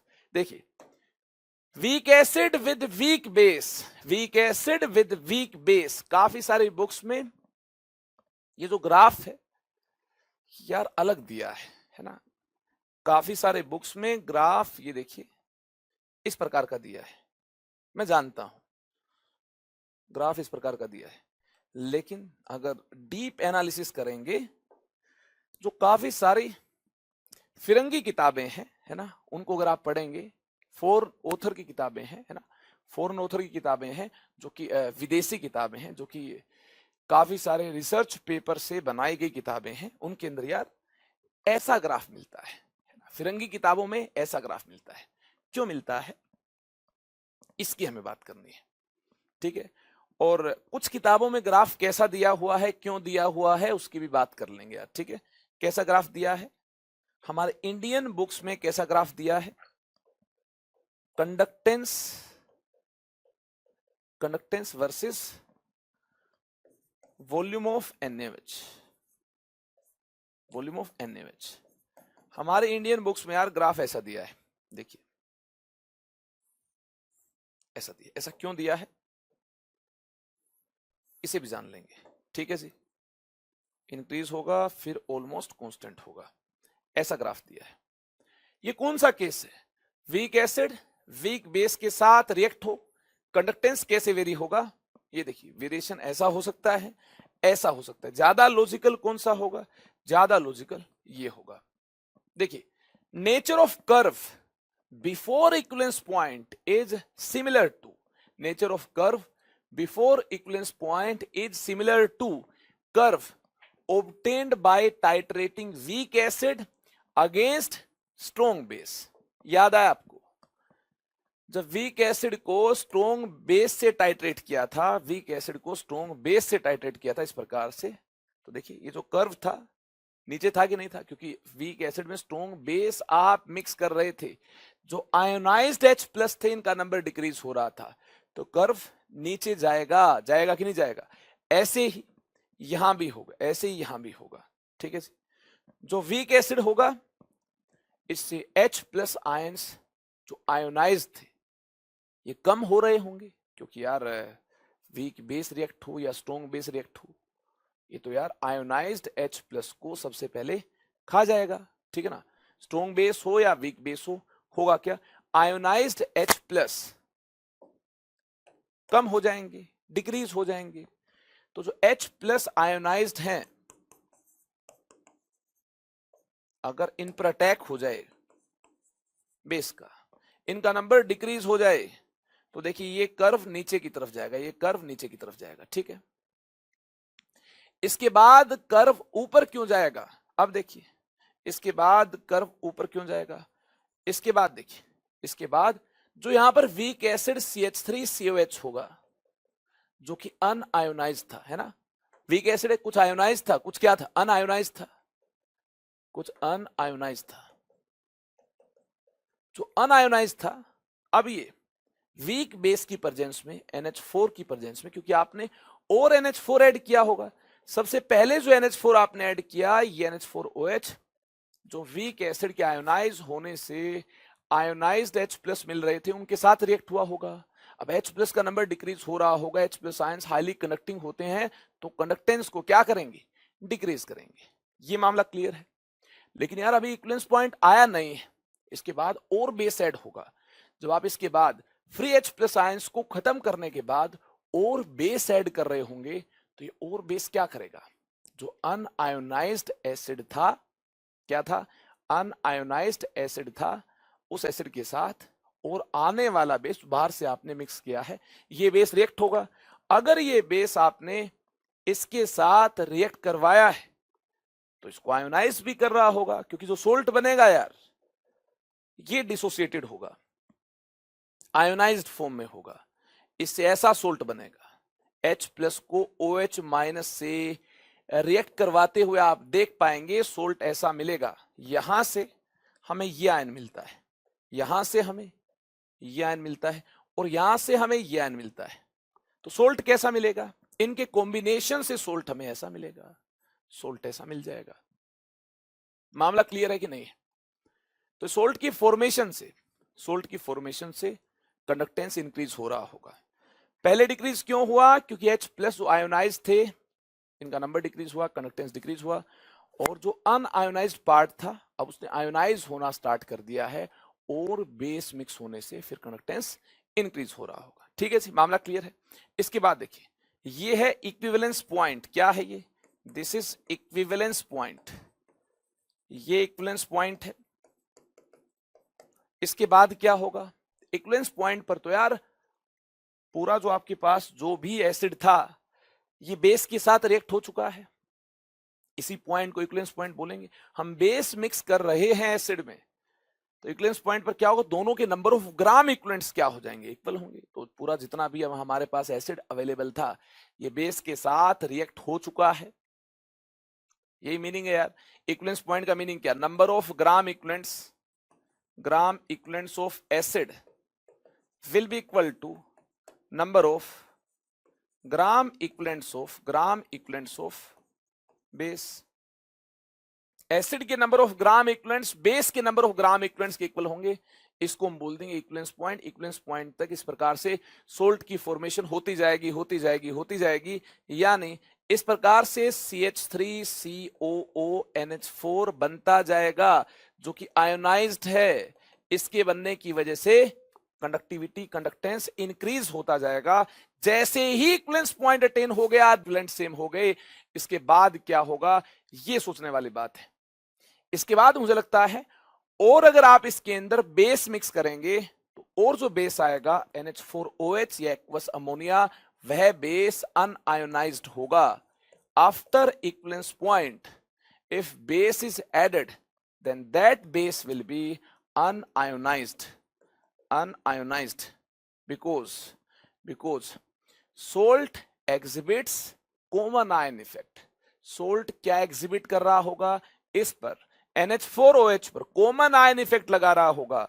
देखिए सोल्ट से जो NH4+ ये कॉमन है, इसका कॉमन आयन इफेक्ट लग रहा होगा, और ये फर्दर आयोनाइज नहीं हो पाएगा। अगर नहीं हो पाएगा, इसके आने से आयंस का नंबर अगर इंक्रीज नहीं होएगा, नहीं हो रहा होगा, तो इस केस में हम क्या बोल देंगे, इस केस में हम बोल देंगे कि कंडक्टेंस ऑलमोस्ट कांस्टेंट होगा।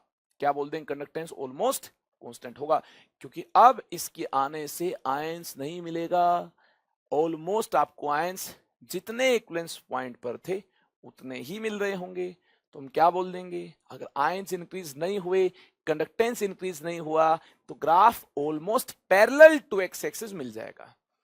तो देखिए यार, यहां से यहां तक का जो पोर्शन है ये सिमिलर है, किसके साथ सिमिलर है, जब वीक एसिड को स्ट्रॉन्ग बेस के साथ टाइट्रेट किया था, रिएक्ट करवाया था, उसके साथ सिमिलर है।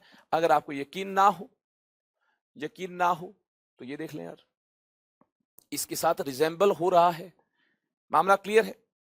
अब आगे देखिए, आगे ग्राफ क्या कहना चाहता है?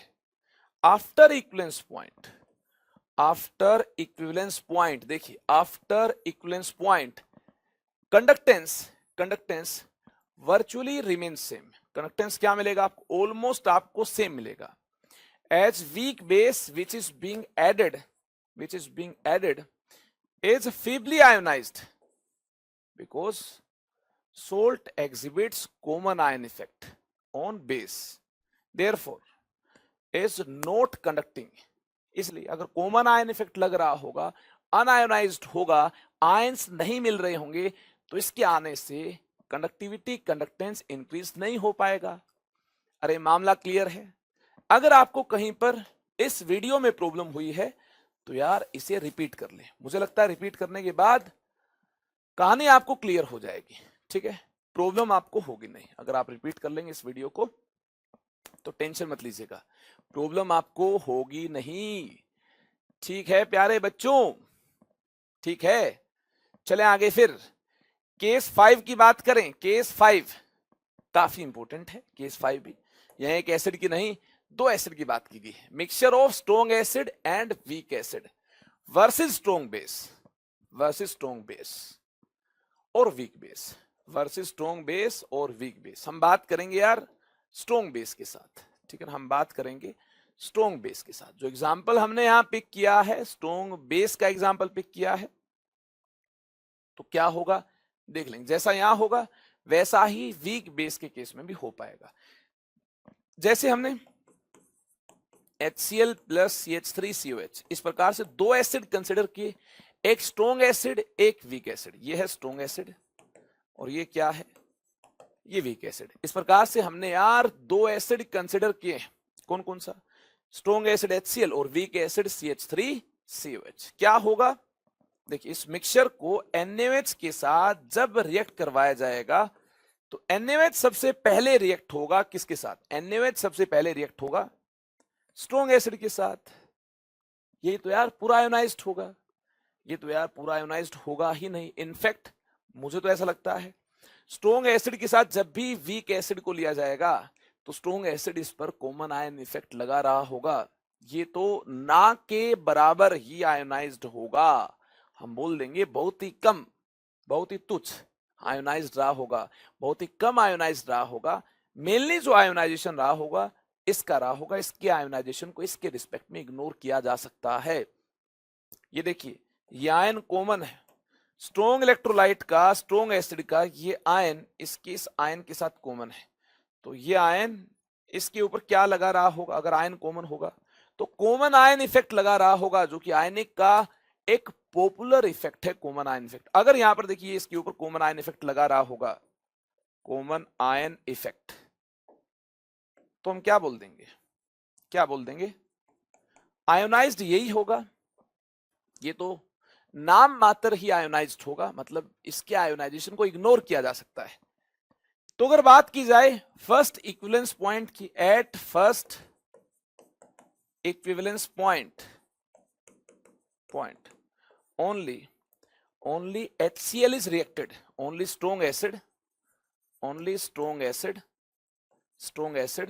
HCl is reacted, strong acid HCl he react हो पाया होगा तो यार NaCl बना होगा, ठीक है, पानी बना होगा। और क्या मिल पाएगा इस मिक्सचर में? क्या मिल पाएगा?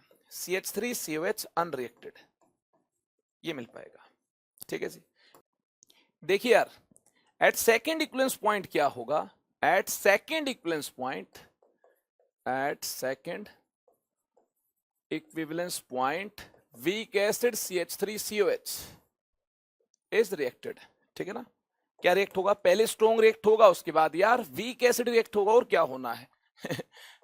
एसिड का मिक्सचर है, पहले स्ट्रॉन्ग रिएक्ट होगा, पहले जो ताकतवर है वो फाइट करेगा, फिर जो कमजोर है वो फाइट करेगा। जब देखिए ताकतवर ही खल्लास हो जाएगा तो उसके बाद फिर क्या होगा? फिर तो यार कमजोर ही बचेगा, उसी को ही फाइट करनी होगी। फिर कमजोर रिएक्ट होगा किसके साथ? बेस के साथ, स्ट्रॉन्ग बेस NaOH के साथ। क्या बनेगा? सोल्ट बनेगा CH3CONa। और साथ में पानी भी बन रहा होगा। मामला क्लियर है?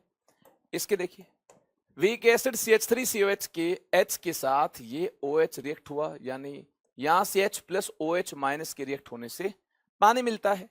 ये देखिए, CH3CO माइनस यहां से मिलता है Na प्लस यहां से मिलता है। सोल्ट किस टाइप का मिलता है? CH3COO Na टाइप का हमें सोल्ट मिलता है। क्लियर है? आगे चलें। ग्राफ किस प्रकार से मिलेगा? देखिए, स्ट्रॉन्ग एसिड न्यूट्रलाइज हो रहा है इस प्रकार से। पहला इक्विवेलेंस पॉइंट आपको यहां मिल जाएगा, पहला इक्विवेलेंस पॉइंट आपको इस प्रकार से यार यहां मिल जाएगा। अब देखिए, ये कर्व मिलेगा आपको, तो आप क्या करेंगे? इसको एक्सटेंड करते हुए, इसको एक्सटेंड करते हुए, ठीक है ना, इस प्रकार से बात करेंगे। यहां होगा पहला equivalence point, first equivalence point यहां होगा। अब सवाल ये उठता है, बेस मिक्स करने पर ये देखिए ग्राफ नीचे की तरफ क्यों जाएगा? क्योंकि स्ट्रॉन्ग एसिड रिएक्ट कर रहा होगा और या स्ट्रॉन्ग एसिड के H प्लस आयन डिक्रीज कर रहे होंगे, जो कि ज्यादा मोबाइल है, जो कि ज्यादा कंडक्टिंग है। ऐसे आयंस अगर डिक्रीज कर रहे होंगे तो यार कंडक्टेंस तेजी के साथ डिक्रीज कर रहा होगा, और इस प्रकार से डिक्रीज करते करते करते करते आपको क्या मिल जाएगा? फर्स्ट इक्विवेलेंस पॉइंट मिल जाएगा। मामला क्लियर है? अब देखिए, फर्स्ट इक्विवेलेंस पॉइंट या फर्स्ट ब्रेक पॉइंट ये स्ट्रॉन्ग एसिड के न्यूट्रलाइजेशन के कोरस्पॉन्डिंग है। फिर इसके बाद क्या होगा? इसके बाद वीक एसिड होगा, इसके बाद वीक एसिड रिएक्ट होना स्टार्ट हो जाएगा। स्ट्रॉन्ग एसिड की प्रेजेंस में वीक एसिड आयोनाइज तो था नहीं, अनआयोनाइज था। तो अगर ये अनआयोनाइज था तो जैसे जैसे आप और बेस डालते जाएंगे पहले इक्विवेलेंस पॉइंट के बाद, तो ये भी आयोनाइज होना स्टार्ट हो जाएगा।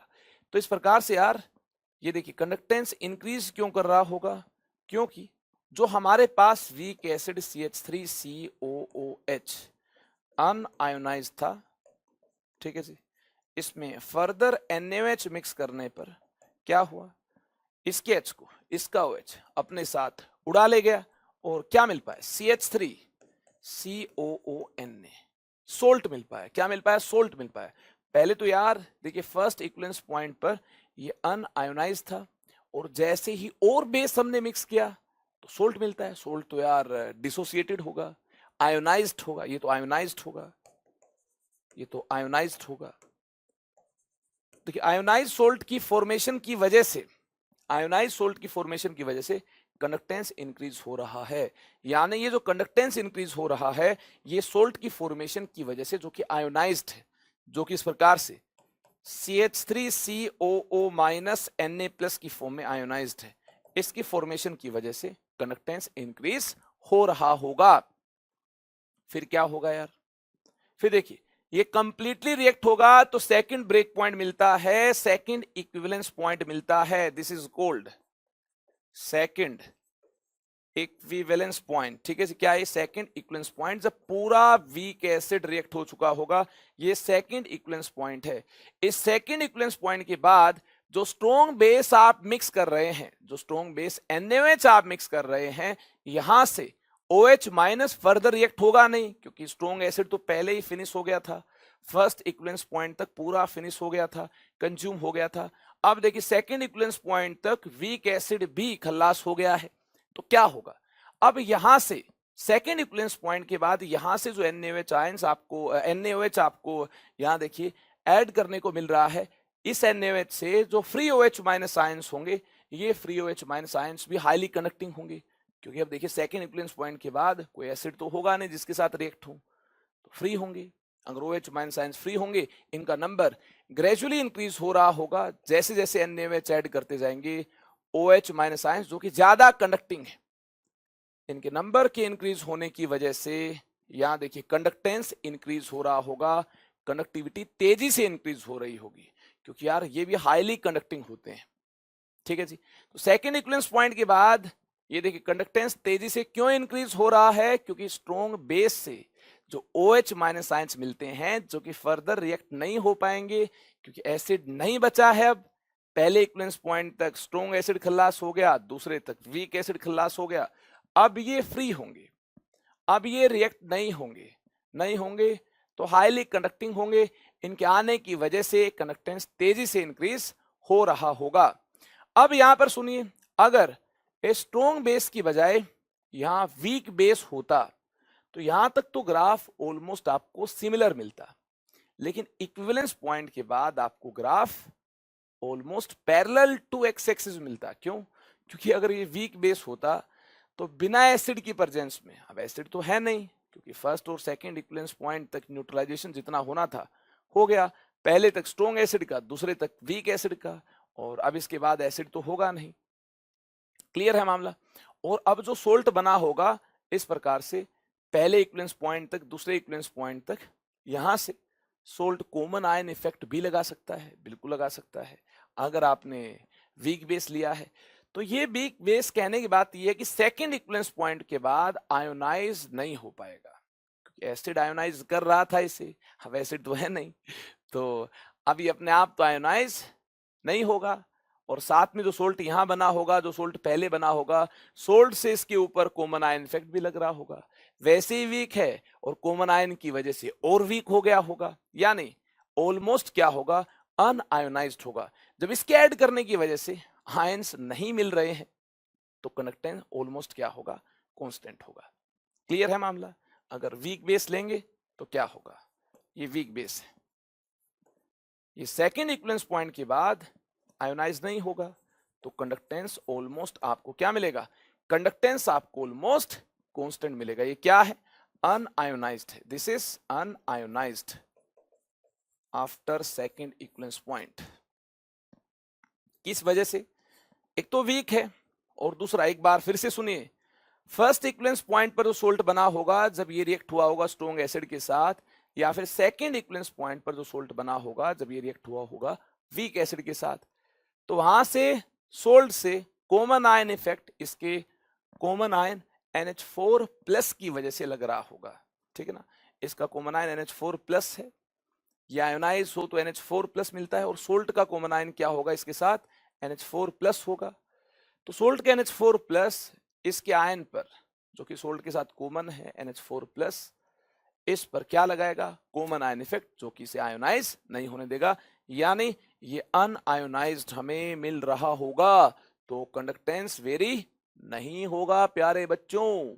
यहां क्यों होगा, क्योंकि स्ट्रॉन्ग बेस था, ये स्ट्रॉन्ग बेस था, दिस इज आयोनाइजेबल, आयोनाइज्ड, ये कंप्लीटली आयोनाइज था, और इसके आयोनाइज होने से हाईली कंडक्टिंग आयंस मिलते हैं, हाईली कंडक्टिंग आयंस मिलते हैं। अगर हाईली कंडक्टिंग आयंस मिलते हैं तो सेकेंड इक्विवेलेंस पॉइंट के बाद भी कंडक्टेंस देखिए इंक्रीज हो रहा है, क्योंकि फ्री OH माइनस आयंस आते जाएंगे, कंडक्टेंस इंक्रीज होता जाएगा।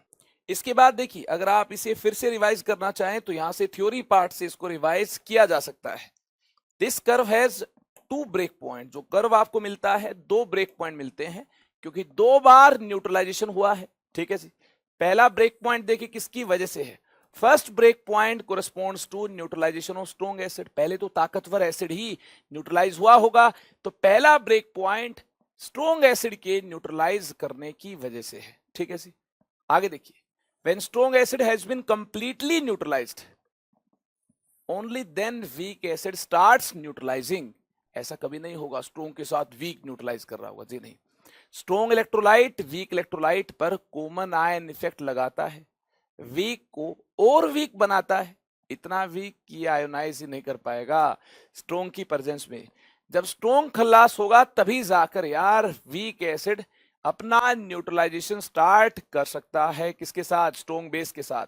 आगे देखिए, second break point corresponds to neutralization of weak acid, ठीक है जी। स्ट्रॉन्ग के बाद जब स्ट्रॉन्ग कंप्लीटली न्यूट्रलाइज हो गया होगा तो वीक एसिड न्यूट्रलाइज होगा, और ये देखिए वीक एसिड बेस के साथ न्यूट्रलाइज हो रहा होगा, और बेस ऐड करेंगे। आगे देखिए, after that conductance increases due to excess of OH minus, जी हाँ, इसके बाद कंडक्टेंस इंक्रीज होगा OH माइनस एक्सेस आने की वजह से, सेकंड न्यूट्रलाइजेशन पॉइंट के बाद, क्योंकि अब ना ही वीक एसिड है ना ही स्ट्रॉन्ग एसिड, स्ट्रॉन्ग तो काफी पहले ही खत्म हो गया था, अब वीक भी खत्म हो गया है। सेकंड न्यूट्रलाइजेशन पॉइंट के बाद क्या होगा, जो OH माइनस आयंस आएंगे ये फ्री होंगे, इसकी वजह से सॉल्यूशन हाईली कंडक्टिंग होगा, इनका अमाउंट इंक्रीज होता जाएगा। अगर इनका अमाउंट इंक्रीज होता जाएगा तो हम क्या बोल देंगे, हम बोल देंगे कंडक्टिविटी या कंडक्टेंस भी इंक्रीज हो रहा होगा। When titrant is weak base, strong base की बजाय अगर weak base हो NH4OH हो तब क्या होगा? Then after neutralization of CH3COH, after second equivalence point, conductance is almost constant.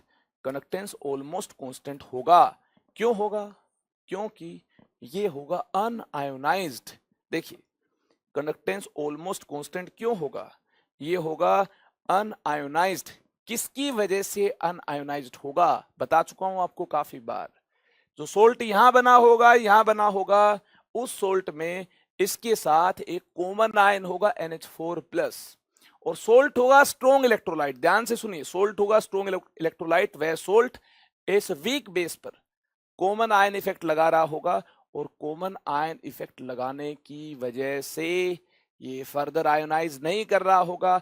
अगर इसे आयन सी नहीं मिल रहे होंगे तो क्या सेकेंड इक्विवेलेंस पॉइंट के बाद कंडक्टेंस वेरी होगा? जी नहीं, ऑलमोस्ट कांस्टेंट होगा। मजा आ गया? देखिए स्ट्रॉन्ग बेस की भी बात कर ली और इस ग्राफ में वीक बेस की बात कर ली। यहां से यहां तक ग्राफ का जो नेचर था ऑलमोस्ट सेम मिलेगा। इसके बाद स्ट्रॉन्ग के केस में ऐसा ग्राफ मिलता है, और अगर वीक बेस रहा हो, है ना, यहां से यहां तक अगर वीक बेस रहा हो तो ग्राफ फिर वीक बेस NH4OH के केस में ऐसा मिल जाएगा। क्लियर है ना यार? ये है स्ट्रॉन्ग बेस के साथ और ये है वीक बेस के साथ। यहां डिफरेंस क्यों है डिटेल में हमने बात की है।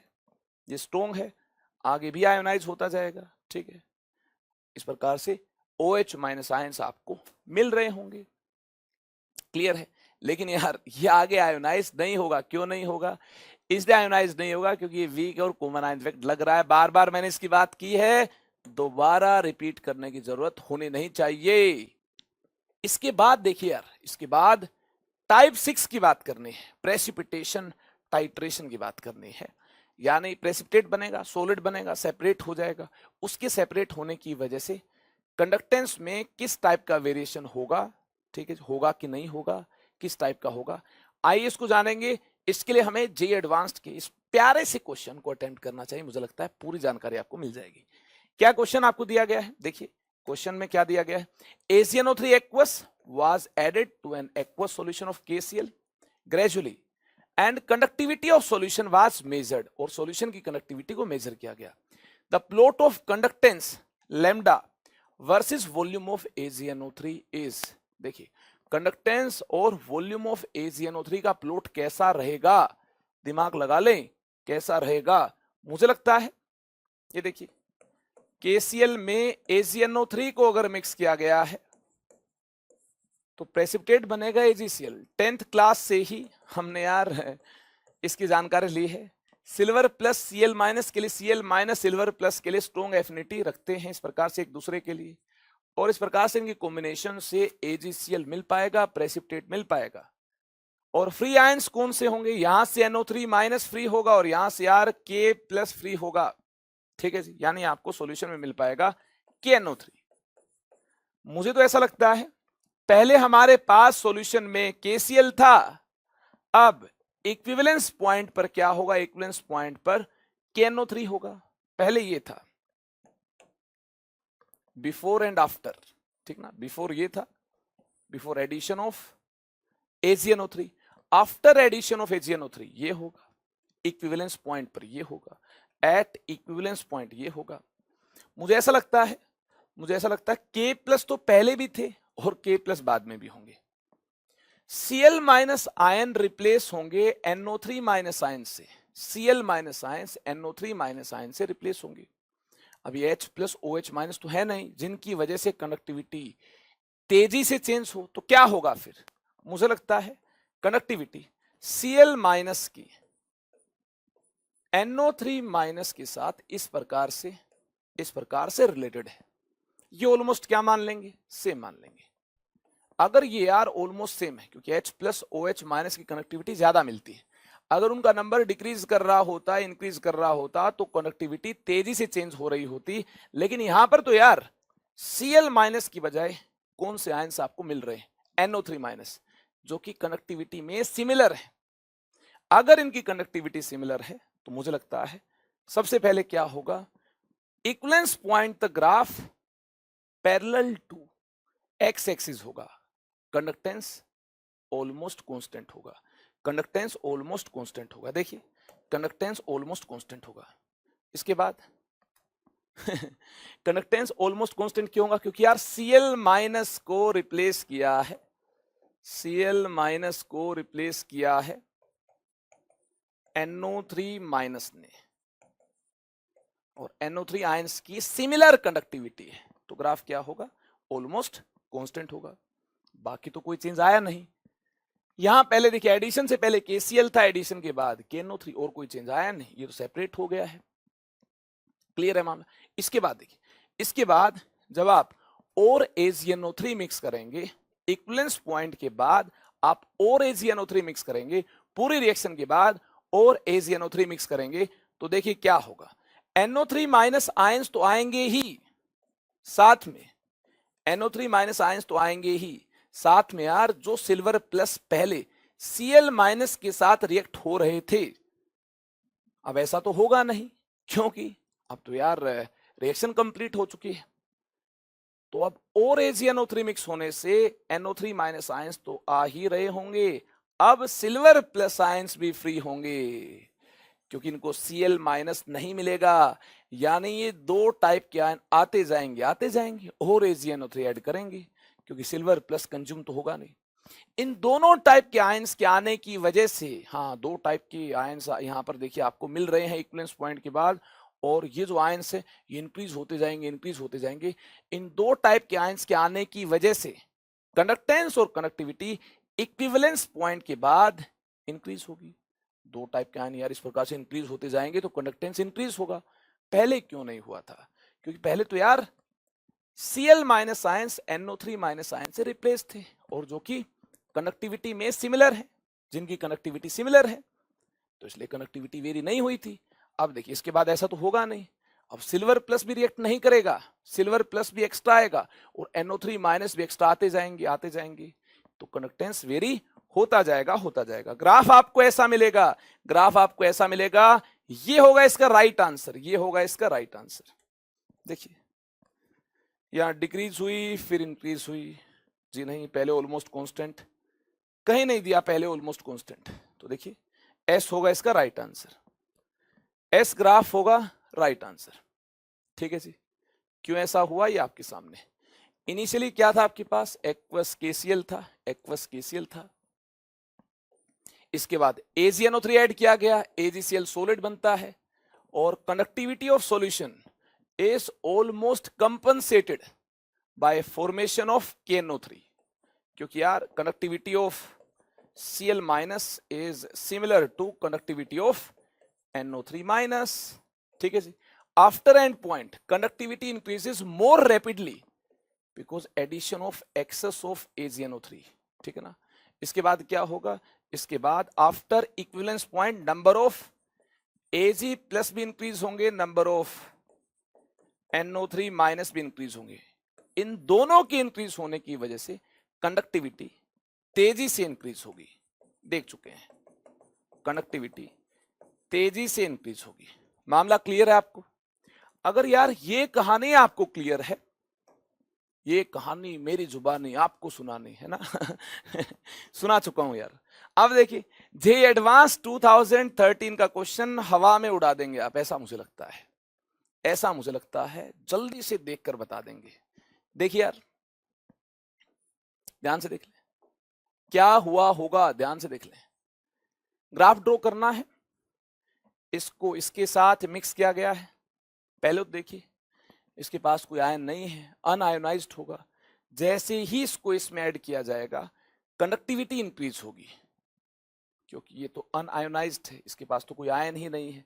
लेकिन जैसे ही इस वीक बेस अमाइन में है ना, नाइट्रोजन कंटेनिंग कंपाउंड है, लोन पेयर है, लोन पेयर की वजह से भी बेस हो सकता है, बिल्कुल होगा। इसके H+ को देखिए इस प्रकार से खा सकता है, एक्सेप्ट कर सकता है, और जो सोल्ट बनेगा वह सोल्ट डिसोसिएटेड होगा। तो मुझे लगता है सोल्ट फॉर्मेशन की वजह से कंडक्टिविटी इंक्रीज होनी चाहिए। और जैसे ही इक्विवेलेंस पॉइंट अटेन होगा ये कांस्टेंट हो जाएगी। क्यों? इक्विवेलेंस पॉइंट के बाद ये तो मिलेगा नहीं, और ये वीक है, अपने आप आयोनाइज होगा नहीं, ऑलमोस्ट कांस्टेंट हो जाएगी। First increases then remains almost constant. कहां दिया? First increases then does not change much, यहां दिया यार, वेरी गुड, यानी ये इसके साथ मैच होगा। ठीक है, ये इसके साथ मैच होगा, यहां पर मेंशन करना चाहूंगा, ये इसके साथ मैच होगा। अब देखिए क्यू के बारे में देखिए, अरे प्रेसिपिटेट बनेगा, प्रेसिपिटेट बनेगा तो क्या होगा, क्या होगा, I माइनस NO3 माइनस से रिप्लेस हो रहा होगा, जिनकी ऑलमोस्ट सिमिलर कनेक्टिविटी है। यार ये तो देखिए इस प्रेसिपिटेशन टाइट्रेशन जैसा ही केस है ना। यहां क्या हुआ था, Cl माइनस NO3 माइनस से रिप्लेस हुआ था, यहां क्या है, I माइनस NO3 माइनस से रिप्लेस्ड है। किस केस में? जी एडवांस्ड के 2013 में आए हुए इस क्वेश्चन के केस में, यही तो है। यानी यार जी एडवांस्ड में चीजें रिपीट होती है। जी हाँ, कॉन्सेप्ट रिपीट होता है। देखिए Cl माइनस की बजाय I माइनस कर दिया, तो रटना अलाउड नहीं है। तो क्या हुआ होगा यार, इक्विवेलेंस पॉइंट तक क्या होगा, ये से रिप्लेस हो रहा होगा जो कि कंडक्टिविटी में सिमिलर है। तो मुझे लगता है ग्राफ पहले क्या मिलेगा, ऑलमोस्ट कांस्टेंट, और उसके बाद जैसे ही एक्सेस अमाउंट इसका आप ऐड करेंगे Ag प्लस NO3 माइनस, काफी ज्यादा आप ऐड करेंगे, कनेक्टिविटी इंक्रीज हो जाएगी। ग्राफ आपको ऐसा मिलेगा, पहले कनेक्टिविटी चेंज नहीं होगी, उसके बाद इंक्रीज होगी। Conductivity does not change much and then increases, यानी ये मैच होगा 4 के साथ। इतना करते ही आंसर आ जाएगा, क्योंकि ये मैच होगा 3 के साथ, ये मैच होगा 4 के साथ। ए ऑप्शन होगा यार इसका राइट आंसर। ठीक है, आर किससे मैच होगा, एस किससे मैच होगा, ये देखने की भी जरूरत नहीं है। कितने कम टाइम में इसे देखिए हमने अप्रोच कर लिया। अगर यार फंडे क्लियर है तो दुनिया की कोई ताकत आपको रोक नहीं पाएगी। मेहनत अगर आपने की है तो उस मेहनत की झलक आपके चेहरे पर कहीं ना कहीं नजर आ ही जाएगी, आपके मार्क्स में तब्दील हो ही जाएगी, ये पक्की बात है। आगे भी देख लीजिए यार। वीक एसिड का स्ट्रॉन्ग बेस के साथ अगर टाइट्रेशन करते हैं, अगर रिएक्शन करते हैं, तो ये देख तो चुके हैं आप। ये देखिए, ये देख तो चुके हैं। वीक एसिड का स्ट्रॉन्ग बेस के साथ ग्राफ ऐसा मिलता है। अगर यार ग्राफ ऐसा मिलता है तो ग्राफ अगर ऐसा मिलता है तो इस केस में भी ऐसा ही मिलना चाहिए। जी हाँ, इस केस में भी ऐसा ही मिलना चाहिए। ठीक, ऐसा मिलना चाहिए, ऐसा मिलना चाहिए। ठीक है, ये आप लिख लेंगे, conductance versus volume of KOH, ये ग्राफ है। ठीक है, तो यहां पर देखिए किससे मैच होगा, आपके पास क्या है, R2 के साथ मैच होना चाहिए, क्योंकि अगर ये इस प्रकार से क्लियरली मैच हुए, R2 के साथ मैच होना चाहिए। क्या R2 के साथ मैच होगा, conductivity decreases and then conductivity decreases and then does not change much. क्या R2 के साथ मैच होगा, कंडक्टिविटी डिक्रीज होगी, बात बिल्कुल सही है, then does not change much. Conductivity decrease तो होगी यार, बात बिल्कुल सही है, और डिक्रीज होने के बाद उसके बाद ज्यादा चेंज नहीं होगी, नहीं होगी, हाँ फिर उसके बाद इंक्रीज होगी, लेकिन ऐसा कुछ नहीं दिया हुआ, यानी इसने यहां तक बात की है, इसने यहां तक बात की, तो मान लेंगे यार हाँ बिल्कुल सही है, R2 के साथ मैच होगा।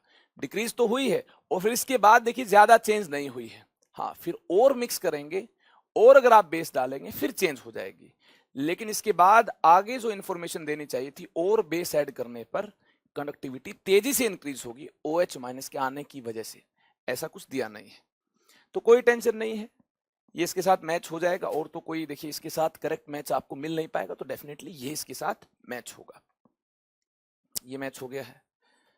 एस के बारे में कैसे विचार है, स्ट्रॉन्ग बेस स्ट्रॉन्ग एसिड, ये देखिए ये स्ट्रॉन्ग एसिड है, ये स्ट्रॉन्ग बेस है, स्ट्रॉन्ग बेस में स्ट्रॉन्ग एसिड अगर आप मिक्स करेंगे तो ग्राफ कैसा मिलेगा, ग्राफ ऐसा मिलेगा, ऐसा मिलेगा ग्राफ। क्यों? क्योंकि यार स्ट्रॉन्ग बेस में स्ट्रॉन्ग एसिड अगर आपने मिक्स किया है तो यहाँ क्या हुआ होगा, conductance versus volume of HI graph में क्या हुआ होगा, OH माइनस का नंबर डिक्रीज हुआ होगा पहले, फिर क्या हुआ होगा, फिर यार इक्विवेलेंस पॉइंट के बाद देखिए यहां से H प्लस का नंबर, क्योंकि अभी कंज्यूम तो होंगे नहीं, इंक्रीज होगा। यानी connectivity first decreases then increases after equivalence point, decreases then increases. ठीक है जी। तो S मैच होगा 1 के साथ, S मैच होगा 1 के साथ, तो ये आंसर आ गया। वैसे भी हमने यार पहले 2 मैच से ही चेक कर लिया था क्या आंसर आएगा। अब यहाँ पर काफी सारे स्टूडेंट्स को कंफ्यूजन हुई होगी कि R2 के साथ मैच हुआ सर, यहाँ प्रॉब्लम ये है, कनेक्टिविटी डिक्रीज हुई, फिर ज्यादा चेंज नहीं हुई, लेकिन फिर इंक्रीज भी तो हुई है। हाँ, बात आपकी बिल्कुल सही है, इंक्रीज होने वाली बात यहाँ दी नहीं है, यानी सेंटेंस कंप्लीट नहीं किया गया है। अब जितना सेंटेंस आपको दिया है, जितनी बात आपको दी है, ये तो करेक्ट है ना यार, पहले डिक्रीज हुआ फिर ज्यादा वेरिएशन होगा नहीं। हाँ, उसके बाद और बेस मिक्स करने पर फिर कनेक्टिविटी इंक्रीज हो जाएगी, बात आपकी बिल्कुल सही है। लेकिन इसके अलावा कोई आपके पास और लिस्ट 2 में मैच बन ही नहीं सकता, तो मैंने क्या किया, R को 2 से मैच किया, मान लिया कि यहां तक इंफॉर्मेशन हमें दी गई है, नो टेंशन, और कोई मैच बनेगा नहीं। ठीक है जी। अगर आप थियोरेटिकली इसको एक्सप्लेन करना चाहते हैं तो ये देखिए, थियोरेटिकली लॉजिकली इस प्रकार से इसको एक्सप्लेन किया गया है। इसके कंप्लीट आंसर्स आपके सामने हैं प्रॉपर लॉजिक के साथ। क्लियर है आपको?